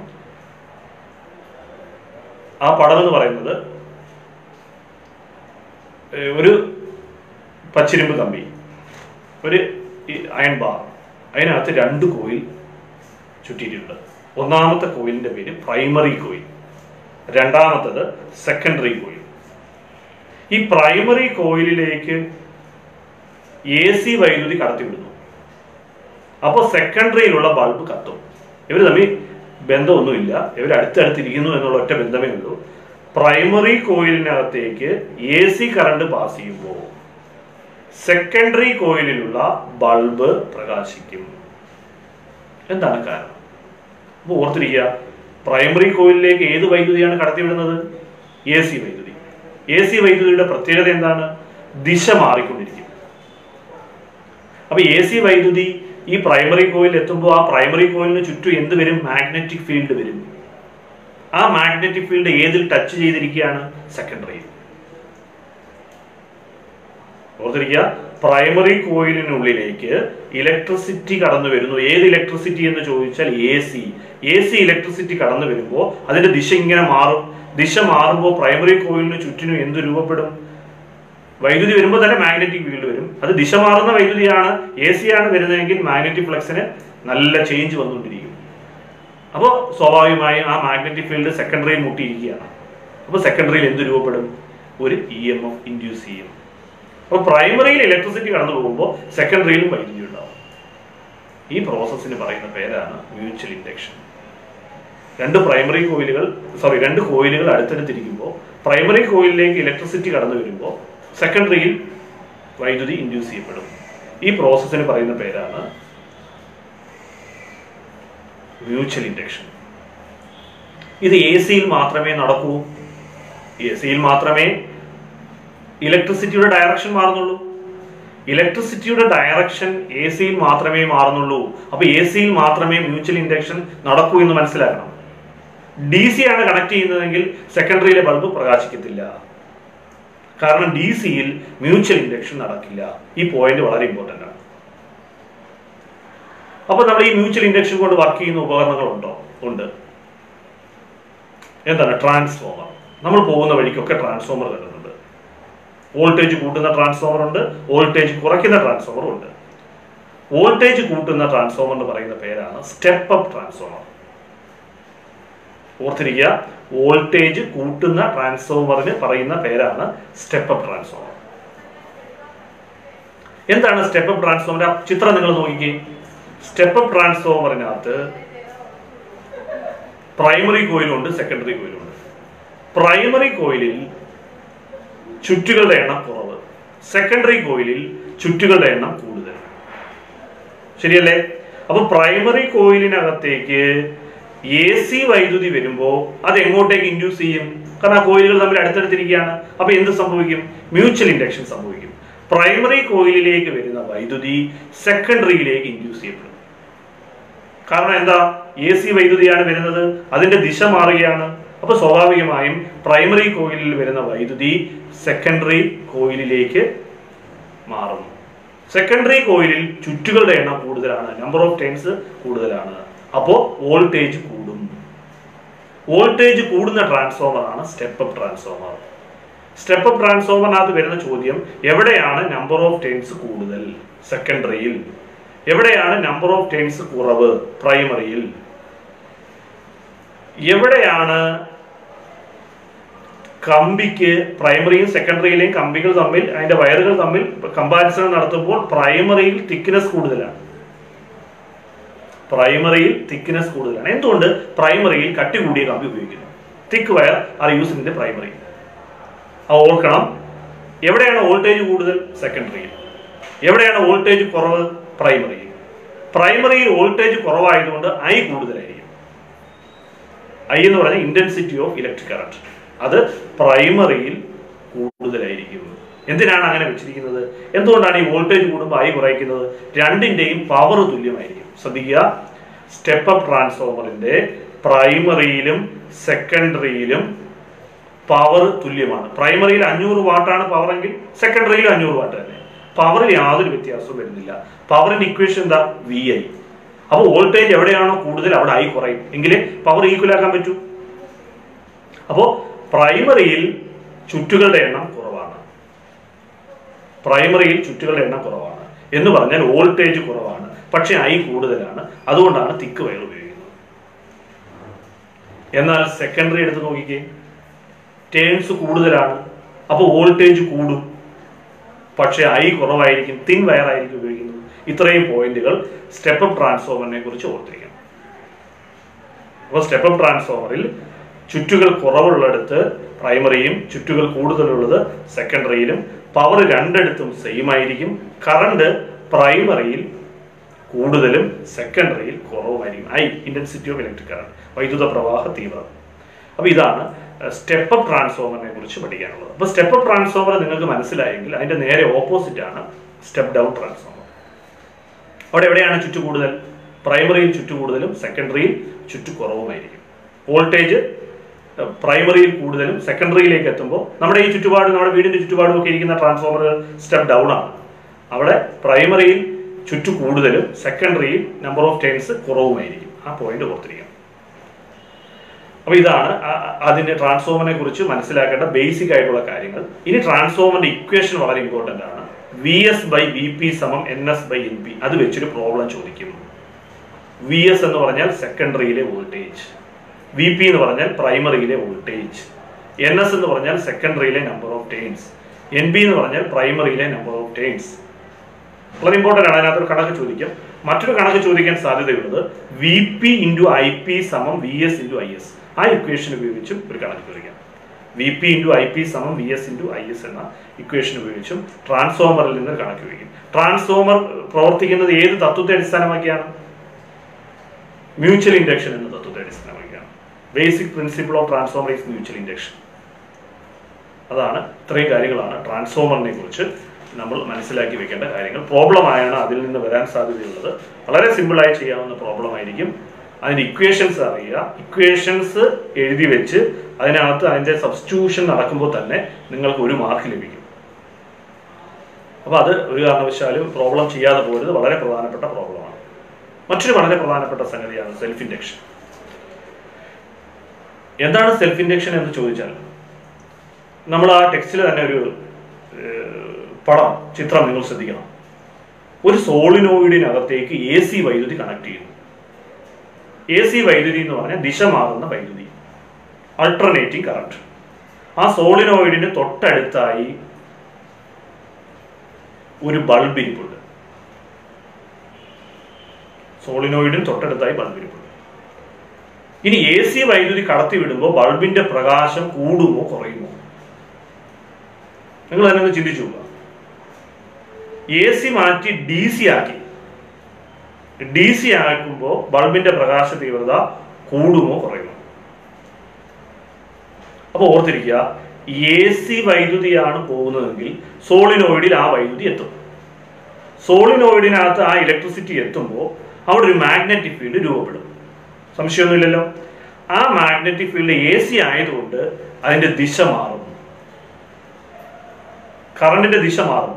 കറണ്ടിന്റെ ദിശ മാറുന്നതുകൊണ്ട് മാഗ്നറ്റിക് ഫീൽഡിന്റെ ദിശയും മാറും. അപ്പൊ അവിടെ ഒരു EMF ഉണ്ടാവും. ആ EMFന് പറയുന്ന പേര് ബാക്ക് EMF. കാരണം AC ദിശയ്ക്ക് ഓപ്പോസിറ്റ് ആണ് അത് ചലിക്കുന്നത്. ആ ബാക്ക് EMF എന്നുള്ള പോയിന്റ് വളരെ ഇമ്പോർട്ടന്റ് ആണ്. മലയാളം മീഡിയം ആണെങ്കിലും ഇംഗ്ലീഷ് മീഡിയം ആണെങ്കിലും അവിടെ എഴുതേണ്ടത് ബാക്ക് EMF എന്നാണ്. ആ ബാക്ക് EMF ഉണ്ടാകുന്ന ആ പ്രോസസ്സാണ് സെൽഫ് ഇൻഡക്ഷൻ എന്ന് പറയുന്നത്. ആ ബാക്ക് EMFന്റെ പ്രത്യേകത എന്താ? AC വൈദ്യുതിയെ തടയും. എന്ന് വെച്ചാൽ ഒരു റെസിസ്റ്റൻസ് ആയി, ഒരു റെസിസ്റ്ററായി ബാക്ക് EMF അവിടെ ആക്ട് ചെയ്യും. തൽഫലമായി ബൾബിലേക്ക് എത്തുന്ന കറണ്ടിന്റെ അളവ് കുറയും. അപ്പോൾ ബൾബിന്റെ ഇന്റൻസിറ്റി കുറയും, പ്രകാശ തീവ്രത കുറയും. ഇതാണ് നമ്മൾ അവിടെ ഓർത്തിരിക്കേണ്ട കാര്യം. അപ്പോൾ സെൽഫ് ഇൻഡക്ഷൻ നടക്കുമ്പോൾ ബാക്ക് EMF ഉണ്ടാവുമെന്നും ബാക്ക് EMF AC-യെ തടയുമെന്നും AC-യെ തടയുമ്പോൾ ബൾബിലേക്ക് വരുന്ന കറണ്ടിന്റെ അളവ് കുറയുമെന്നും മനസ്സിലാക്കണം. ഇനി DC എടുത്ത് വെച്ച് കണക്ട് ചെയ്തു, AC മാറ്റി, അതേ വോൾട്ടേജിലുള്ള DC വെച്ചു, ബൾബ് നല്ലപോലെ പ്രകാശിക്കും. എന്താ കാരണം? അവിടെ ബാക്ക് EMF ഉണ്ടാകുന്നില്ല. എന്തുകൊണ്ടാണ് ബാക്ക് EMF ഉണ്ടാവാത്തത്? അവിടെ ഡയറക്റ്റ് കറണ്ടാണ് വന്നത്, DC ആണ് വന്നത്. DC എന്ന് പറഞ്ഞാൽ കറണ്ടിന്റെ ദിശയ്ക്ക് മാറ്റം വരുന്നില്ല. അപ്പൊ ബാക്ക് EMF ഉണ്ടാവുന്നില്ല, മാഗ്നറ്റിക് ഫ്ലക്സിനൊന്നും മാറ്റം വരുന്നില്ല. ഇതാണ് അടുത്ത പോയിന്റ്. അപ്പൊ അങ്ങനെയാണെങ്കിൽ ഈ സോളിനോയിഡിന് പറയുന്ന പേരാണ് ഇൻഡക്ടർ. ഈ ഇൻഡക്ടർ കൊണ്ട് എന്തെങ്കിലും ഗുണമുണ്ടോ? പ്രധാനപ്പെട്ട ഒരു ഗുണം എന്ന് പറയുന്നത് ഈ ഇൻഡക്ടർ എന്തിനെ പോലെ പ്രവർത്തിക്കുന്നു? റെസിസ്റ്ററിനെ പോലെ പ്രവർത്തിക്കുന്നു, പ്രതിരോധത്തെ പോലെ പ്രവർത്തിക്കുന്നു. ഇൻഡക്ടർ പ്രതിരോധത്തെ പോലെ പ്രവർത്തിക്കുമ്പോൾ എന്താ ഗുണം? അങ്ങനെയാണെങ്കിൽ റെസിസ്റ്റർ പോലെ ഇൻഡക്ടർ വേണ്ടല്ലോ. ഇൻഡക്ടറിന്റെ ഗുണം ഇലക്ട്രിസിറ്റി ഹീറ്റായി പോകാതെ വൈദ്യുതിയെ തടയും. Inductor can reduce energy consumption, power loss. Inductor can reduce power loss. വൈദ്യുതി നഷ്ടപ്പെടാതെ വൈദ്യുതിയെ തടയാൻ കഴിയുന്ന ഉപകരണമാണ് ഇൻഡക്ടർ എന്നുള്ള പോയിന്റ് ഓർത്തിരിക്കണം. ഒരിക്കൽ ചോദിച്ച ചോദ്യം, ഈ സോളിനോയിഡിലേക്ക് സോഫ്റ്റ് അയൺ കോർ ഇൻസേർട്ട് ചെയ്തു, AC ആണ്, സോളിനോയിഡിനകത്തേക്ക് സോഫ്റ്റ് അയൺ കോർ ഇൻസേർട്ട് ചെയ്തു എന്ന് പറഞ്ഞാൽ സോളിനോയിഡിനകത്തേക്ക് പച്ചിരുമ്പ് കമ്പി എടുത്തു വെക്കുമ്പോൾ ബൾബിന്റെ ഇന്റൻസിറ്റി കൂടുമോ കുറയുമോ എന്ന് പറയുന്ന ചോദ്യം. കാരണം എന്ത്? റീസൺ എന്താ? അപ്പോൾ ഓർത്തിരിക്കുക, ഒരു സോഫ്റ്റ് അയൺ കോർ AC പ്രവഹിക്കുന്ന സോളിനോയിഡിനുള്ളിലേക്ക് വെക്കുമ്പോൾ ബാക്ക് EMFന്റെ അളവ് കൂടും. ബാക്ക് EMFന്റെ അളവ് കൂടുമ്പോൾ സ്വാഭാവികമായും ബൾബിലേക്ക് വരുന്ന കറണ്ടിന്റെ അളവ് കുറയുകയാണ് ചെയ്യുന്നത്. അപ്പോൾ സ്വാഭാവികമായും ബൾബിന്റെ ഇന്റൻസിറ്റി വീണ്ടും കുറയും. അത് അങ്ങനെ ഒരു ചോദ്യം അവിടെ നിന്ന് സാധാരണയായിട്ട് വരാറുണ്ട്. അപ്പോൾ ഇതൊക്കെയാണ് ഇൻഡക്ടറിനെ. ഇൻഡക്ടർ എവിടെയാണ് ഉപയോഗിക്കുന്നത് വെച്ചാൽ ഇലക്ട്രോണിക് ചോക്കിൽ നല്ലതാണ് ഇൻഡക്ടർ. ഇലക്ട്രിസിറ്റിയെ തടയും, പക്ഷേ ഇലക്ട്രിസിറ്റി എന്തായി പോകത്തില്ല? ഹീറ്റായി പോകത്തില്ല. റെസിസ്റ്റൻസ് ഉപയോഗിച്ചാൽ ഇലക്ട്രിസിറ്റിയെ തടയും, പക്ഷേ ഇലക്ട്രിസിറ്റി എന്തായി പോവും? ഹീറ്റായി പോവും. അപ്പോൾ ഏതാ നല്ലത്? റെസിസ്റ്ററിനേക്കാൾ നല്ലത് ഇൻഡക്ടർ ആണെന്നുള്ള പോയിന്റ് ഓർത്തിരിക്കുക. മറ്റൊരു പോയിന്റ് എന്ന് പറയുന്നത് മൂവിംഗ് കോയിൽ മൈക്രോഫോൺ. ഞാൻ നേരത്തെ ഒന്ന് സൂചിപ്പിച്ചിരുന്നു, നമ്മൾ അസംബ്ലിയിലൊക്കെ സംസാരിക്കുമ്പോൾ, നമ്മൾ മൈക്രോഫോണിലൂടെ സംസാരിക്കുമ്പോൾ, നമ്മൾ ഹലോ എന്ന് പറയുമ്പോൾ ആ ശബ്ദം എവിടെ ചെന്ന് തട്ടുന്നു? മൈക്രോഫോണിന്റെ ഡയഫ്രത്തിൽ ചെന്ന് തട്ടുന്നു. അപ്പോൾ ആ ഡയഫ്രം വൈബ്രേറ്റ് ചെയ്യുന്നു. ഡയഫ്രം കമ്പനം ചെയ്യുമ്പോൾ അതിനകത്തിരിക്കുന്ന കോയിൽ കമ്പനം ചെയ്യുന്നു. അങ്ങനെ അവിടെ മാഗ്നറ്റിക് ഫീൽഡിന്റെ ഇടയിലാണ് ആ കോയിൽ ഇരിക്കുന്നത്. അപ്പോൾ സ്വാഭാവികമായും അവിടെ എന്ത് ഫോം ചെയ്യും? വൈദ്യുത സിഗ്നൽ ഉണ്ടാവും, ഇലക്ട്രിക് സിഗ്നൽ ഫോം ചെയ്യും. ഇലക്ട്രിക് സിഗ്നൽ അവിടെ ഉണ്ടാകുന്ന ഇലക്ട്രിക് സിഗ്നലായി മാറുകയാണ്. അപ്പോൾ അവിടെ ശബ്ദോർജത്തെ വൈദ്യുതോർജമായി മാറുകയാണ്. Mechanical energy change into electrical energy. ഏതാണ്? മൈക്രോഫോൺ. അപ്പോൾ മൈക്രോഫോൺ എന്ന് പറയുന്നത് പ്രധാനപ്പെട്ട ഭാഗങ്ങൾ എന്തൊക്കെയെന്ന് ചോദ്യം വരും. ഡയഫ്രം ഉണ്ട്, ഒരു പ്രധാനപ്പെട്ട ഭാഗം. കോയിലുണ്ട്. അപ്പോൾ മറ്റൊരു ഭാഗം എന്ന് പറയുന്നത് അതിൻ്റെ മാഗ്നറ്റ് ആണ്. ഇതൊക്കെയാണ് മൈക്രോഫോണിന്റെ ഏറ്റവും പ്രധാനപ്പെട്ട ഭാഗങ്ങൾ എന്ന് പറയുന്നത്. അപ്പൊ അത് ഓർത്തിരിക്കേണ്ട മറ്റൊരു സംഗതിയാണ്. പിന്നെ എന്നുള്ളത് പവർ ട്രാൻസ്മിഷൻ ആണ്. ഈ പവർ ട്രാൻസ്മിഷനകത്ത് ഏറ്റവും പ്രധാനപ്പെട്ട സംഗതി എന്ന് പറയുന്നത്, നമ്മുടെ രാജ്യത്ത് ഇലക്ട്രിസിറ്റി പ്രൊഡ്യൂസ് ചെയ്യുന്നത് 11 kV-യിലാണ്. 11,000 വോൾട്ട്. ഒന്ന് ഓർത്ത് നോക്കിക്കേ, നമ്മുടെ രാജ്യത്ത് ഇലക്ട്രിസിറ്റി ഉത്പാദിപ്പിക്കുന്ന വോൾട്ടേജ് വളരെ കൂടുതലാണ്. 11,000 വോൾട്ടാണ്. 11 kV-യാണ്, 11 kV-യാണ്. പക്ഷെ നമ്മുടെ വീട്ടിൽ വെറും 230 വോൾട്ട് മതി. നമ്മുടെ ഇപ്പൊ ഇടുക്കിയിൽ മൂലമറ്റത്തൊക്കെ ഇലക്ട്രിസിറ്റി ഉത്പാദിപ്പിക്കുന്നത് 11 kV-യിലാണ്. ആ 11 kV-യെ അവിടെ സ്റ്റെപ്പ് അപ്പ് ട്രാൻസ്ഫോമർ ഉപയോഗിച്ചുകൊണ്ട് 220 kV ആക്കി മാറ്റും. 11 kV എത്ര വോൾട്ടേജ് ആയി മാറും? 220 kV ആക്കി മാറ്റും. സ്റ്റെപ്പ് അപ്പ് ഉപയോഗിച്ച് പവർ സ്റ്റേഷനിൽ വെച്ച്, മൂലമറ്റം പവർ സ്റ്റേഷനിൽ വെച്ച് തന്നെ 11 kV-യെ 220 kV ആക്കി മാറ്റും. എന്തിനാണ് ഈ വോൾട്ടേജ് കൂട്ടുന്നതെന്ന് ചോദിക്കും. അപ്പോൾ ഓർത്തിരിക്കുക, വളരെ ഇമ്പോർട്ടൻ്റ് ആണ്. 11 kV 220 kV ആയി മാറുമ്പോൾ വോൾട്ടേജ് ഭയങ്കരമായി കൂടി. വോൾട്ടേജ് കൂടുമ്പോൾ ഐ കുറയും. ട്രാൻസ്ഫോമറിൽ നമ്മൾ നേരത്തെ പഠിച്ചതാണ്, വോൾട്ടേജ് കൂടുമ്പോൾ ഐ കുറയും. ഐ കുറയുമ്പോൾ ജൂൾസ് ലോ അനുസരിച്ച് H = I²RT എന്ന ഇക്വേഷൻ അനുസരിച്ച് ഐ കുറയുമ്പോൾ ഹീറ്റും കുറയും. അപ്പോൾ power loss can be reduced. വളരെ പ്രധാനപ്പെട്ട ഒരു ഭാഗമാണ്. പവർ ലോസിനെ റെഡ്യൂസ് ചെയ്യണമെങ്കിൽ വോൾട്ടേജ് കൂട്ടിയാൽ മതി. വോൾട്ടേജ് കൂടുമ്പോൾ എന്ത് കുറയണം? 11 kV-യിൽ നിന്ന് 220 kV ആയി വോൾട്ടേജ് കൂടുമ്പോൾ ഐ കുറയും. ഐ കുറയുമ്പോൾ ജൂൾസിലെ അനുസരിച്ച്, ജൂൾസിലയുടെ ഇക്വേഷൻ H = I²RT ആണ്. H = I²RT അനുസരിച്ച് ഐ കുറയുമ്പോൾ ഹീറ്റ് കുറയും. അങ്ങനെ പവർ ലോസ് റെഡ്യൂസ് ചെയ്യാൻ വേണ്ടിയാണ് 11 kV 220 kV. പക്ഷെ നമ്മുടെ വീട്ടിലെത്തുമ്പോൾ എത്ര വോൾട്ടേജ് മതി? 230. അപ്പൊ നമ്മുടെ വീടിന്റെ പരിസര പ്രദേശങ്ങളിലൊക്കെ ട്രാൻസ്ഫോമർ ഉണ്ട്. ആ ട്രാൻസ്ഫോമറൊക്കെ സ്റ്റെപ്പ് ഡൗൺ ട്രാൻസ്ഫോമറാണ്. കാരണം അത് നമ്മുടെ വീട്ടിലെത്തുമ്പോൾ ഈ വോൾട്ടേജ് എത്രയായി കുറയണം? 230 വോൾട്ടേജായി കുറയണം. ഇത്ര ചെറിയ വോൾട്ടേജിലേക്ക് വരണം. അങ്ങനെയാണെങ്കിൽ അവിടെയൊക്കെ ഉപയോഗിക്കുന്നത് സ്റ്റെപ്പ് ഡൗൺ ട്രാൻസ്ഫോമർ. ഓർത്തിരിക്കുക, ഉൽപ്പാദിപ്പിക്കുന്നിടത്ത് മാത്രം സ്റ്റെപ്പ് അപ്പ്, ബാക്കി എല്ലായിടത്തും ഇരിക്കുന്ന ട്രാൻസ്ഫോമർ സ്റ്റെപ്പ് ഡൗൺ. ഉൽപ്പാദിപ്പിക്കുന്ന വോൾട്ടേജ് 11 kV. അതിനെ അടുത്ത സ്റ്റെപ്പ് എത്ര ആകുന്നു? 220 kV. നമ്മുടെ വീട്ടിൽ എത്ര മതി? വെറും 230 വോൾട്ടേജ് മതി. ഇതാണ് പവർ ട്രാൻസ്മിഷനെ കുറിച്ച് ഓർത്തിരിക്കേണ്ട പ്രത്യേകത. മറ്റൊന്ന് പറയുന്നത് നമ്മുടെ ഹൗസ് ഹോൾഡ് ഇലക്ട്രിഫിക്കേഷനാണ്. നമ്മുടെ വീട്ടിലെ പോസ്റ്റിൽ, വീടിനടുത്തുള്ള പോസ്റ്റിൽ നിന്ന് വീട്ടിലേക്ക് ഒരു വയർ വരുന്നുണ്ട്. സ്റ്റേ വയർ എന്നൊക്കെ നമ്മൾ പറയും. അതിനകത്ത് ഫേസും ന്യൂട്രലും ഉണ്ട്. അത് ആദ്യം വന്ന് ചേരുന്നത് മീറ്ററിലാണ്, അല്ലേ? മീറ്ററിലായതുകൊണ്ട് കൃത്യമായി നമുക്ക് എത്ര കറണ്ട് ചാർജ് നമ്മൾ ഉപയോഗിക്കുന്നുവെന്ന് അറിയാൻ പറ്റും. അപ്പോൾ ആദ്യം ഈ മീറ്ററിൽ കണക്ഷൻ കൊടുക്കുന്നതിൻ്റെ ഉപയോഗം എന്താണെന്ന് ചോദിച്ചാൽ, പിന്നെ നമ്മുടെ വീട്ടിലെ ഇലക്ട്രിക് എനർജി കൺസംഷൻ കൃത്യമായി മെഷർ ചെയ്യാൻ മീറ്ററിന് കഴിയും. പിന്നെ മറ്റൊരു പ്രത്യേകത എന്ന് പറയുന്നത്, മീറ്റർ കഴിഞ്ഞാൽ ഒരു ഫ്യൂസ് ഉണ്ട്, മെയിൻ ഫ്യൂസ്. അതെല്ലാം ഫേസ് ലൈനിലായിരിക്കും. ഫ്യൂസ് കഴിഞ്ഞാൽ മെയിൻ സ്വിച്ച് ഉണ്ട്. മെയിൻ സ്വിച്ച് കഴിഞ്ഞ് ELCB ഉണ്ട്. ELCB കഴിഞ്ഞ് MCBയുടെ കണക്ഷനിലേക്ക് പോകും. ഇങ്ങനെയാണ് അതിൻ്റെ പോകുന്നത്. അപ്പോൾ ആദ്യം മീറ്റർ, അത് കഴിഞ്ഞ് മെയിൻ ഫ്യൂസ് ഉണ്ട്, അത് കഴിഞ്ഞ് main switch, after the main switch ELCB കഴിഞ്ഞ് മറ്റ് ഫ്യൂസ് ബോർഡുകളിലേക്ക് പോകും, MCB ഡിസ്ട്രിബ്യൂഷൻ ബോർഡിലേക്കൊക്കെ പോകും. അപ്പോൾ ഇതൊക്കെ നമ്മൾ ഇങ്ങനെ ഈ എങ്ങനെയാണ് അതിൻ്റെ കണക്ഷൻ പോകുന്നത് ഓർത്തിരിക്കണം. എർത്ത് എവിടെ തുടങ്ങുന്നു എന്ന് ഓർത്തിരിക്കണം. മെയിൻ സ്വിച്ചിൽ നിന്നാണ് എർത്തിൻ്റെ കണക്ഷൻ. ആദ്യം 2 വയറേ വരുന്നുള്ളൂ, ഫേസ് ന്യൂട്രൽ. പിന്നീട് അത് 3 വയറായിട്ട് മാറും. മെയിൻ സ്വിച്ചിൽ വെച്ച് ഫേസും ന്യൂട്രലും എർത്തും ഒക്കെ ആയിട്ട് മാറും. അപ്പോൾ അത് ഓർത്തിരിക്കുക. അങ്ങനെയാണ് നമ്മുടെ ഹൗസ് ഹോൾഡിന്റെ കണക്ഷൻ എങ്ങനെയാണ്? പാരലൽ കണക്ഷനാണ്. പാരലൽ കണക്ഷന്റെ അഡ്വാൻറ്റേജ് ഞാൻ മുൻപ് പറഞ്ഞിരുന്നു.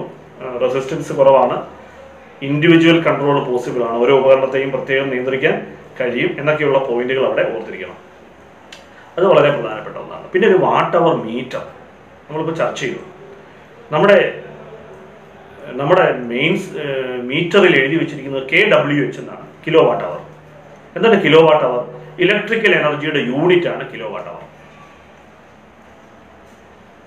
അത് അളക്കുന്ന ഉപകരണമാണ് വാട്ട് അവർ മീറ്റർ. അപ്പോൾ സ്വാഭാവികമായും നമുക്ക് വേണമെങ്കിൽ നമ്മുടെ വീട്ടിലെ കറണ്ട് ചാർജ് അളക്കാൻ കഴിയും.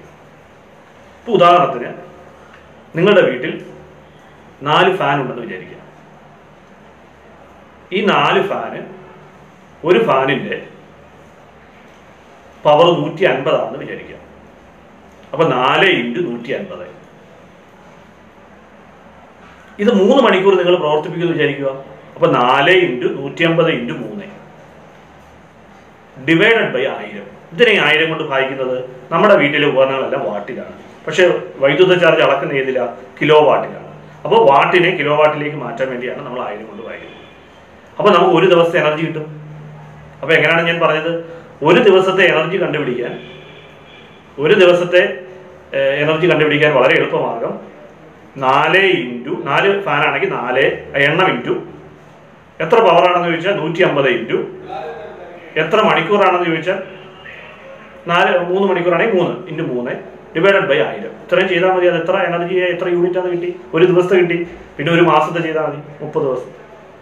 അങ്ങനെ നമുക്ക് സിമ്പിളായിട്ട് നമ്മുടെ വീട്ടിലെ കറണ്ട് ചാർജ് ഒരു മാസത്തെയൊക്കെ കണക്ക് കൂട്ടിയെടുക്കാൻ വളരെ എളുപ്പമാണ്. അതിൻ്റെ യൂണിറ്റ് എന്താണ്? കിലോ വാട്ട് അവറിലാണ് അത് ചെയ്യുന്നത്. കിലോ വാട്ട് അവറിലേക്ക് മാറ്റാൻ വേണ്ടിയാണ് നമ്മൾ 1000 കൊണ്ട് അത് ഡിവൈഡ് ചെയ്യുന്നത്. പിന്നെ നമ്മളിവിടെ ഈ സേഫ്റ്റി, നമ്മുടെ ഹൗസ് ഹോൾഡ് ഇലക്ട്രിഫിക്കേഷൻ്റെ സേഫ്റ്റി മെഷേഴ്സിലെ വളരെ പ്രധാനപ്പെട്ട ഒന്നാണെന്ന് നമ്മൾ പഠിച്ചു. സേഫ്റ്റി ഫ്യൂസ്, അതിൻ്റെ പ്രത്യേകതകൾ നമ്മൾ പഠിച്ചു. പിന്നെ MCB ഇപ്പോൾ പുതിയതായിട്ട് നമ്മുടെ ടെക്സ്റ്റ് ബുക്കിൽ ഉൾപ്പെടുത്തിയിരിക്കുന്നതാണ്. MCBയുടെ ഫുൾ ഫോം എന്താണ്? Miniature circuit breaker. ഈ MCB എന്ന് പറയുന്നത് അമിതമായ ഓവർലോഡോ ഷോർട്ട് സർക്യൂട്ടോ ഒക്കെ വരുമ്പോൾ ഇത് ഓഫാവും, ഓട്ടോമാറ്റിക്കായിട്ട് ഓഫാവും. നമ്മുടെ വീട്ടിലെ ഉപകരണങ്ങളൊക്കെ സംരക്ഷിക്കും. MCയുടെ വർക്കിംഗ് അങ്ങനെയാണ്. ഇത് ഏതിന് എഫക്റ്റ് ആണെന്ന് ചോദിച്ചാൽ heating and magnetic effect. MCB heating ഇഫക്റ്റിൻ്റെയും മാഗ്നറ്റിക് ഇഫക്റ്റിൻ്റെയും കൂടി ഫലമാണ് MCB എന്നുള്ള പോയിന്റ് ഓർത്തിരിക്കുക. അപ്പോൾ അത്രയുമാണ് MCB. പിന്നെ നമ്മുടെ വീട്ടിൽ ഒരു സേഫ്റ്റിക്ക് വേണ്ടി ഉപയോഗിക്കുന്നതാണ് 3 പിൻ.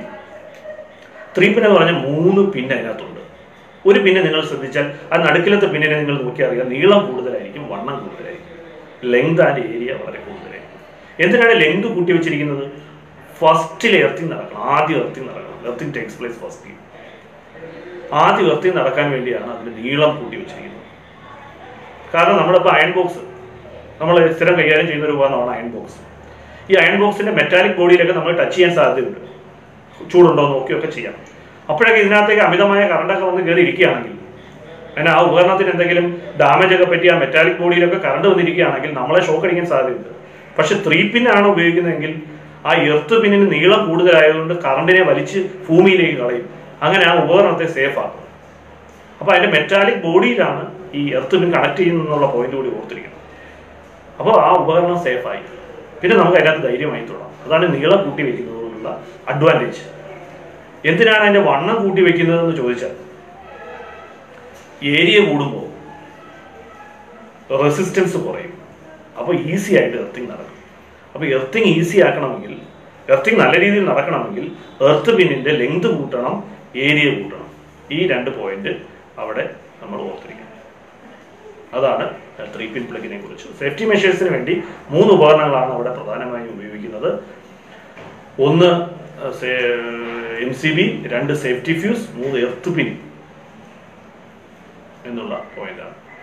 പിന്നെ മറ്റൊരു പ്രത്യേകത എന്ന് പറയുന്നത്, ഇതൊക്കെ ചാപ്റ്ററൊക്കെ പഠിക്കുമ്പോൾ നമ്മൾ അറിഞ്ഞിരിക്കേണ്ടത് ഇലക്ട്രിക് ഷോക്ക് എങ്ങനെ നമുക്ക്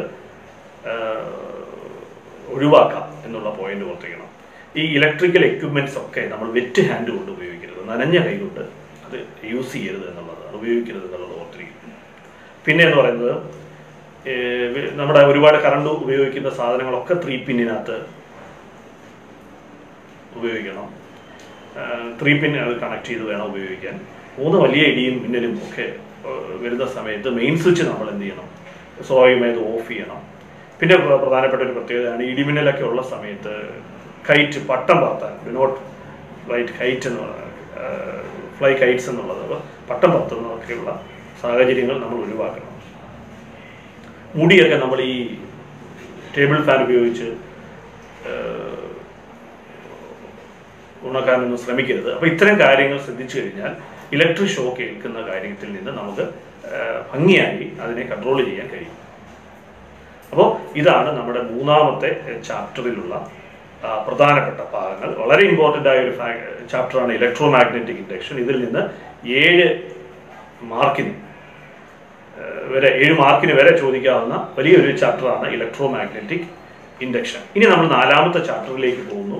4ാമത്തെ ചാപ്റ്റർ എന്ന് പറയുന്നത് ഏറ്റവും പ്രധാനമായിട്ടുള്ളത് റിഫ്ലക്ഷൻ ഓഫ് ലൈറ്റ് എന്ന് പറയുന്ന ചാപ്റ്ററാണ്. പ്രകാശത്തിന്റെ പ്രതിഫലനം. പ്രകാശം പ്രതിഫലിക്കും. നമ്മളൊരു ബോൾ എടുത്തു കഴിഞ്ഞാൽ പ്രകാശം പ്രതിഫലിക്കുന്നത് പോലെ ലൈറ്റും പ്രതലത്തിൽ തട്ടി തിരിച്ചു വരും. അവിടെ ഓർത്തിരിക്കേണ്ട പോയിന്റ്, ഒരു സ്മൂത്ത് സർഫസ് ആണെന്ന് വിചാരിക്കുക. അതിനകത്ത് ലൈറ്റ് തട്ടി തിരിച്ചു വരുമ്പോൾ പിന്നെ ആംഗിൾ ഓഫ് ഇൻസിഡന്റും ആംഗിൾ ഓഫ് റിഫ്ലക്ഷനും ഈക്വൽ ആയിരിക്കും. ചെന്ന് തട്ടുന്ന ഉണ്ടാകുന്ന ഇൻസിഡന്റ് റേയും നോർമലും തമ്മിലുള്ള ആംഗിൾ 40 ഡിഗ്രി ആണെങ്കിൽ ആംഗിൾ ഓഫ് റിഫ്ലക്ഷനും എത്ര തന്നെയായിരിക്കും? 40 ഡിഗ്രി തന്നെയായിരിക്കും. ആ പോയിന്റ് ഓർത്തിരിക്കണം. അങ്ങനെ ഒരു ചോദ്യം വേണമെങ്കിൽ വരാം. പിന്നെ ലോ ഓഫ് റിഫ്ലക്ഷന്റെ 2ാമത്തെ പോയിന്റ് ആണ് incident ray, reflected ray, normal. പതനരശ്മി, പ്രതിഫലന രശ്മി, നോർമൽ, ലംബം, ഇത് 3ഉം ഒരേ തലത്തിലായിരിക്കും എന്നുള്ളത്. ഈ 2 പോയിന്റ് വളരെ ഇമ്പോർട്ടൻ്റ് ആയിട്ടുള്ള ഒന്നാണ്. അത് ഓർത്തിരിക്കണം. പിന്നെ നമ്മൾ രാവിലെ നമ്മുടെ ഇമേജ് നോക്കാറുണ്ട്. പ്ലെയിൻ മിറർ, സമതല ദർപ്പണത്തിൽ നമ്മുടെ ഇമേജ് നോക്കാറുണ്ട്. എന്താണ് പ്രത്യേകത? നമ്മുടെ അതേ സൈസ് തന്നെ അതിനകത്ത് കാണിക്കും.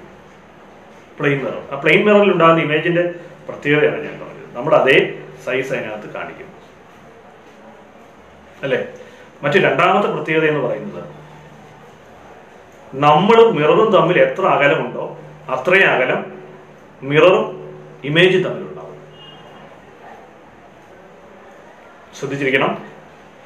പ്ലെയിൻ മിററിൽ നമ്മൾ നോക്കുമ്പോൾ നമ്മുടെ അതേ പ്രതിബിംബം, അതേ സെയിം സൈസിലുള്ള പ്രതിബിംബം, ഇമേജ് നമുക്ക് കാണാൻ കഴിയും. പ്ലെയിൻ മിററിന്റെ ഒരു പ്രത്യേകതയാണ്. മറ്റൊരു പ്രത്യേകത എന്ന് പറയുന്നത്, നമ്മളും നിൽക്കുന്നപ്പോൾ ഞാനൊരു ദർപ്പണത്തിന്റെ മുന്നിൽ, പ്ലെയിൻ മിററിന്റെ മുന്നിൽ നിൽക്കുമ്പോൾ ഞാനും ദർപ്പണവും തമ്മിൽ എത്ര അകലമുണ്ടോ അത്രയും അകലം ദർപ്പണവും ഇമേജും തമ്മിൽ ഉണ്ടാവും എന്നുള്ള പോയിന്റ് അവിടെ ഓർത്തിരിക്കണം. റിയൽ ഇമേജ് ആണ് അവിടെ ഉണ്ടാകുന്നത് എന്നുള്ളതുകൂടി പറയും. യഥാർത്ഥത്തിലുള്ള പ്രതിബിംബമാണ് ഉണ്ടാകുന്നത് എന്നൊക്കെയുള്ള പോയിന്റ് പ്ലെയിൻ മിററിൽ ഓർത്തിരിക്കണം. പിന്നെ ഒരു മിററാണ് കോൺവെക്സ് മിറർ. നമ്മുടെയൊക്കെ വാഹനങ്ങളിൽ റിയർ വ്യൂ മിററായിട്ട് ഉപയോഗിക്കുന്നതാണ് കോൺവെക്സ് മിറർ. കോൺവെക്സ് മിററിനകത്ത് ചെറിയ ഇമേജാണ് ഫോം ചെയ്യുക പൊതുവെ. അപ്പോൾ വാഹനങ്ങളിൽ ഉപയോഗിക്കുന്ന മിറർ എന്ന് പറയുന്നത് കോൺവെക്സ് മിററാണ്. ഈ കോൺവെക്സ് മിറർ നമ്മുടെ ചെറുതാക്കി കാണിക്കുന്ന ഒരു മിററാണ്, ഇമേജ് ചെറുതാക്കി കാണിക്കുന്ന ഒരു മിററാണ്. അതുകൊണ്ട് തന്നെയാണ് റിയർ വ്യൂ മിററായിട്ട്. മാത്രവുമല്ല ഇതിന് ഫീൽഡ് ഓഫ് വ്യൂ കൂടുതലാണ്, വീക്ഷണ ദൃഷ്ടി ഇതിന് ഈ കോൺവെക്സ് മിററിന് കൂടുതൽ. അതുകൊണ്ട് ഒരുപാട് വാഹനങ്ങളൊക്കെ ബാക്കിൽ വന്നാൽ നമുക്കത് വളരെ വ്യക്തമായിട്ട് കാണാൻ കഴിയും. അതാണ് കോൺവെക്സ് മിററിന്റെ പ്രത്യേകത. കോൺകേവ് മിറർ എന്ന് പറയുന്നത് നമ്മൾ ശ്രദ്ധിക്കണം. കോൺകേവ് മിറർ എന്ന് പറയുന്നത് നമ്മൾ വലുതാക്കി കാണിക്കും. നമ്മൾ ഈ ബ്യൂട്ടി പാർലറിലൊക്കെ ചെല്ലുമ്പോൾ നമ്മൾ ഇച്ചിരൂടെ വലുതാക്കി കാണിക്കും. നല്ല സുന്ദരനും സുന്ദരിയും ഒക്കെ ആക്കി ഇരുത്തും, ഇച്ചിരൂടെ വലുതാക്കി കാണിക്കും. അതാണ് കോൺകേവ് മിററിന്റെ പ്രത്യേകത. പിന്നെ അതിനകത്തൊരു പ്രത്യേകത എന്ന് പറഞ്ഞാൽ ഇത് ഡെന്റിസ്റ്റ് ഒക്കെ ഉപയോഗിക്കും. അവര് പല്ലിനകത്തുള്ള കാണാൻ വേണ്ടിയിട്ടൊക്കെ കോൺകേവ് മിറർ ഉപയോഗിക്കാറുണ്ട്. വലുതാക്കി കാണിക്കും എന്നുള്ളത് തന്നെയാണ് അതിൻ്റെ ഒരു പ്രത്യേകതയായിട്ടുള്ളത്. അപ്പൊ ഇത്രയും കാര്യങ്ങളാണ് ഈ മിററിനെ കുറിച്ച് ഓർത്തിരിക്കേണ്ട പ്രധാനപ്പെട്ട പ്രത്യേകത. പിന്നെ നമ്മൾ ഈ ജുവലറിയിലൊക്കെ ചെല്ലുമ്പോൾ നമ്മൾ കുറച്ച് സ്വർണ്ണം ആ ജുവലറി കാണും, പക്ഷെ അവിടെ ഇവിടെയൊക്കെ ഒരുപാട് സ്വർണ്ണം ഇരിക്കുന്നതായിട്ട് നമുക്ക് തോന്നും. അത് മൾട്ടിപ്പിൾ റിഫ്ലക്ഷനാണ്. അതവർ ആ മിറർ അഡ്ജസ്റ്റ് ചെയ്ത് വെച്ചിരിക്കുകയാണ്. ഒരുപാട് മിറർ ഇങ്ങനെ വെച്ചിരിക്കും. നമ്മൾ തന്നെ ജുവലറിയിലോട്ട് ചേരുമ്പോൾ നമ്മുടെ ഒരുപാട് ഇമേജ് ചുറ്റുപാടും ഇങ്ങനെ ഇരിക്കുന്നതായിട്ട് നമ്മൾ കാണും. എന്താ കാരണം എന്ന് പറഞ്ഞാൽ പലതരത്തിലുള്ള ഒരുപാട് മിറർ ഇങ്ങനെ അഡ്ജസ്റ്റ് ചെയ്ത് ഇങ്ങനെ വെച്ചിരിക്കുകയാണ്. മൾട്ടിപ്പിൾ ചെയ്ത് കാണും. അത് മൾട്ടിപ്പിൾ റിഫ്ലക്ഷനാണ് മിററിന്റെ മറ്റൊരു പ്രത്യേകത. ആവർത്തന പ്രതിഫലനമാണ്. അതൊരു ഇക്വേഷൻ ഉണ്ട്. ആ ഇക്വേഷൻ നിങ്ങൾ പഠിച്ചുകൊണ്ട് പോകണം. n സമം 360/θ-1. തീറ്റ എന്ന് പറയുന്നത് ഈ മിറർ ക്രമീകരിച്ചിരിക്കുന്ന ആംഗിളാണ്. അപ്പോൾ നിങ്ങളെടുത്ത് പറയുക മിറർ ക്രമീകരിച്ചിരിക്കുന്നത് 90 ഡിഗ്രിയിലാണ്. എത്ര ഇമേജ് ഫോം ചെയ്യും? ഇപ്പൊ നിങ്ങൾ n സമം 360 ഡിവൈഡഡ് ബൈ 90 മൈനസ് 1, 4 മൈനസ് 1 3 എന്നൊക്കെ വരും.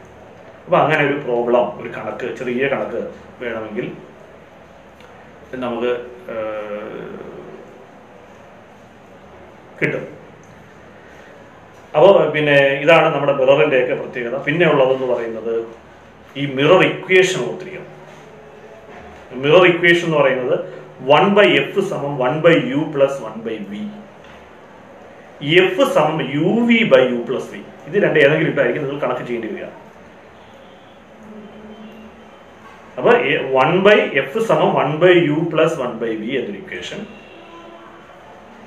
എഫ് സമം uv by u plus v എന്നൊരു ഇക്വേഷൻ. അതിനെ തന്നെ നമ്മളത് ക്രോസ് മൾട്ടിപ്ലൈ ചെയ്ത് uv by u plus v എന്നിട്ട് ചെയ്യുന്നതായിരിക്കും എളുപ്പം. അപ്പൊ എന്താണ് u എന്ന് ചോദിച്ചാൽ ഓബ്ജക്റ്റ് ഡിസ്റ്റൻസ്, വസ്തുവിലേക്കുള്ള ദൂരം. v എന്ന് പറഞ്ഞാൽ ഇമേജിലേക്കുള്ള ദൂരം. എഫ് എന്ന് പറയുന്നത് ഫോക്കൽ ലെങ്ത്. ഇതിന് സൈൻ കൊടുക്കുന്നതാണ് അല്പം ശ്രദ്ധിക്കേണ്ട കാര്യം. ഒരു കോൺകേവ് മിറർ ഇങ്ങനെ എടുത്തു കഴിഞ്ഞാൽ അത് ലെഫ്റ്റിലേക്ക്, പോളിൽ നിന്ന് ലെഫ്റ്റിലേക്കുള്ള ദൂരം എല്ലാം നെഗറ്റീവായിരിക്കും. എന്ന് പറഞ്ഞാൽ യു നെഗറ്റീവ് ആയിരിക്കും മിക്കപ്പോഴും. യു നെഗറ്റീവ് ആയിരിക്കും, എപ്പോഴും യു നെഗറ്റീവ് ആയിരിക്കും, മിക്കപ്പോഴും അല്ല എപ്പോഴും നെഗറ്റീവ് ആയിരിക്കും. വി നെഗറ്റീവാണ്, എഫ് നെഗറ്റീവാണ്. ചില സമയത്ത് മാത്രം, ഒരു സമയത്ത് മാത്രം ഇമേജ് അപ്പുറത്ത് വരും, അവിടെ മാത്രമേ ഉള്ളൂ വി പോസിറ്റീവ്. ബാക്കി എല്ലാ കേസിലും യു മൈനസ് ആയിരിക്കും, വി മൈനസ് ആയിരിക്കും, എഫ് മൈനസ് ആയിരിക്കും. അത് കോൺകേവ് മിററിന്റെ ഒരു പ്രത്യേകതയാണ്. കാരണം ഓർക്കുക, അത് നമ്മൾ മനസ്സിലാക്കേണ്ടത് പോളിൽ നിന്ന് ഇടത്തോട്ട് അടക്കുന്നതൊക്കെ നെഗറ്റീവാണ്, റൈറ്റിലോട്ട് പോകുന്നത്, റൈറ്റിലോട്ടാണ് ഇമേജ് വീഴുന്നതെങ്കിൽ അത് പോസിറ്റീവ് ആയിരിക്കും. ആ പോയിന്റ് ഓർത്തിരിക്കണം. മറ്റൊരു പ്രത്യേകത എന്ന് പറയുന്നത് ഈ ഹൈറ്റ് ഓഫ് ദി ഓബ്ജക്റ്റ് ഇങ്ങനെ വയ്ക്കും. അപ്പൊ ഇമേജ് തലതിരിഞ്ഞാണ് കിട്ടുന്നത്. അപ്പൊ അത് മുകളിലോട്ട് അളക്കുന്നതൊക്കെ പോസിറ്റീവ്, താഴോട്ട് അളക്കുന്നതൊക്കെ നെഗറ്റീവ്. അതാണ് ഈ ന്യൂ കാർട്ടീഷ്യൻ സൈൻ കൺവെൻഷൻ കൊണ്ട് ഉദ്ദേശിക്കുന്നത്. കോൺകേവ് മിററിന്റെ പൊതുവെ നമുക്ക് പറയാം യു മൈനസ് ആയിരിക്കും, വി മൈനസ് ആയിരിക്കും, എഫ് മൈനസ് ആയിരിക്കും. വി ഒരു സമയത്ത് പോസിറ്റീവ് ആവും. എപ്പോഴാണ്? മിററിൻ്റെ ബാക്കിൽ ഇമേജ് ഫോം ചെയ്യുന്ന സമയം. ആ പടം ഒന്ന് ശ്രദ്ധിച്ചോളൂ. പോകാം. മാഗ്നിഫിക്കേഷൻ എന്ന് പറയുന്നത് ഈ ഓബ്ജക്റ്റിൻ്റെ ഹൈറ്റും വസ്തുവിൻ്റെ ഉയരവും പ്രതിബിംബത്തിൻ്റെ ഉയരവും ഇമേജിൻ്റെ ഹൈറ്റും തമ്മിൽ താരതമ്യം ചെയ്യാൻ വേണ്ടിയിട്ട് ഉള്ള ഇക്വേഷനാണ് മാഗ്നിഫിക്കേഷൻ എന്ന് പറഞ്ഞാൽ ഹൈറ്റ് ഓഫ് ദി ഇമേജ്, പ്രതിബിംബത്തിൻ്റെ ഉയരം ഡിവൈഡഡ് ബൈ വസ്തുവിൻ്റെ ഉയരം. Height of the image divided by height of the object. മറ്റൊരു ഇക്വേഷൻ കൂടെ ഉണ്ട്. മാഗ്നിഫിക്കേഷൻ്റെ മറ്റൊരു ഇക്വേഷൻ എന്ന് പറയുന്നത് എം സമം മൈനസ് വി ബൈ യു എന്നൊരു ഇക്വേഷനോട്. പ്രോബ്ലം അവിടെ ചോദിക്കാം. എഫ് കോൺകേവ് മിററിന്റെ ഫോക്കൽ ലെങ്ത് കണ്ടുപിടിക്കാൻ ചോദിക്കാം. ഇക്വേഷൻ എന്താ? എഫ് സമം U V by U plus V. V കണ്ടുപിടിക്കാൻ വേണമെങ്കിൽ ചോദിക്കാം. പ്രതിബിംബം ലൊക്കേറ്റ് ചെയ്യുന്ന പൊസിഷനെ കണ്ടുപിടിക്കാൻ ചോദിക്കും. വി സമം F U divide by U minus F. F U divide by U minus. അപ്പോൾ അങ്ങനെയൊക്കെയുള്ള കണക്കുകൾ ചോദിക്കും. അപ്പോൾ അതിന്റെ സൈൻ കൊടുത്തിരിക്കുന്നത് നമ്മൾ പ്രത്യേകം ഓർത്തിരിക്കും. ഇങ്ങനെയാണ് അതിൻ്റെ മാഗ്നിഫിക്കേഷൻ കണ്ടുപിടിക്കാനാണെങ്കിൽ ഞാൻ നേരത്തെ പറഞ്ഞ ഒരു ഇക്വേഷൻ ഉണ്ട്. Height of the image by height of the object കൂടാതെ എം സമം മൈനസ് വി ബൈ യു എന്നൊരു സമവാക്യവും കൂടി നമ്മൾ ഉപയോഗിക്കണം. മാഗ്നിഫിക്കേഷൻ സമം minus V by U. Height of the image താഴോട്ടായിരിക്കും, അതുകൊണ്ട് അത് മൈനസ് ആയിരിക്കും. ഹൈറ്റ് ഓഫ് ദി ഓബ്ജക്റ്റ് മേളിലോട്ടായിരിക്കും, അതുകൊണ്ട് അത് പോസിറ്റീവ് ആയിരിക്കും. അപ്പോൾ ആ സൈൻ കൊടുത്ത് തന്നെ ആ പ്രോബ്ലം നമ്മൾ ചെയ്യണം. ഇനി മാഗ്നിഫിക്കേഷൻ 1 വന്നെന്ന് വിചാരിക്കുക. എപ്പോഴാണ് 1 വരുന്നത്? ഹൈറ്റ് ഓഫ് ദി ഇമേജും ഹൈറ്റ് ഓഫ് ദി ഓബ്ജക്റ്റും ഒരുപോലെ ആകുമ്പോഴാണ്. Height of the image by height of the object രണ്ടും സെയിം ആണെങ്കിൽ മാഗ്നിഫിക്കേഷൻ 1 വരും. ആ ഹൈറ്റ് ഓഫ് ദി ഇമേജും ഹൈറ്റ് ഓഫ് ദി ഓബ്ജക്റ്റ് 1 വരുന്നത് എപ്പോഴാണ്? ഓബ്ജക്റ്റ് സിയിൽ വെക്കുമ്പോഴാണ്. ഓബ്ജക്റ്റ് സിയിൽ വെക്കുമ്പോഴാണ് രണ്ടിൻ്റെയും ഹൈറ്റ് ഒരുപോലെ വരുന്നത്. ആ പോയിന്റ് ഓർത്തിരിക്കണം. സി, ഓബ്ജക്റ്റ് അറ്റ് സി, ആ ചിത്രം നോക്കണം. ഓബ്ജക്റ്റ് ബിയോണ്ട് സി, സിക്ക് അപ്പുറം. അങ്ങനെയൊക്കെയുള്ള പടങ്ങൾ ഒരെണ്ണം പരീക്ഷയ്ക്ക് എന്തായാലും ചോദിക്കും. മോഡലിനുണ്ടായിരുന്നു, ഇത്തവണയും ചോദിക്കും. ഓബ്ജക്റ്റ് സിക്ക് അപ്പുറത്ത് വെക്കുമ്പോഴും സിയിൽ വെക്കുമ്പോഴും സിക്കും എഫിനും ഇടയ്ക്ക് വെക്കുമ്പോഴും ഓബ്ജക്റ്റ് വെക്കുമ്പോഴും ഒക്കെയുള്ള പടങ്ങൾ വരയ്ക്കാൻ നിങ്ങളടുത്ത് ചോദിക്കും. ആ പടം വരയ്ക്കാനുള്ളത് ഓർത്തുകൊണ്ട് പോകണം. പടം വരയ്ക്കുന്നതിനുള്ള സിമ്പിൾ വഴികളുണ്ട്. നേരെ ഒരു ലൈറ്റ് റേസ് പോവുകയാണെങ്കിൽ അത് ഫോക്കസിലൂടെ പോകും. ഫോക്കസിലൂടെയാണ് ഒരു ലൈറ്റ് റേസ് പോകുന്നതെങ്കിൽ അത് പാരലായിട്ട് പോകും. അപ്പോൾ അങ്ങനെയൊക്കെയുള്ള അത് വെച്ച് നമുക്ക് പടം ഈസി ആയിട്ട് വരയ്ക്കാൻ കഴിയും.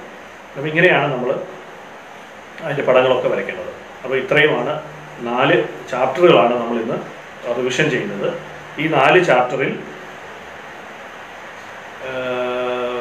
Part ഫസ്റ്റിലെയാണ് 4 chapter.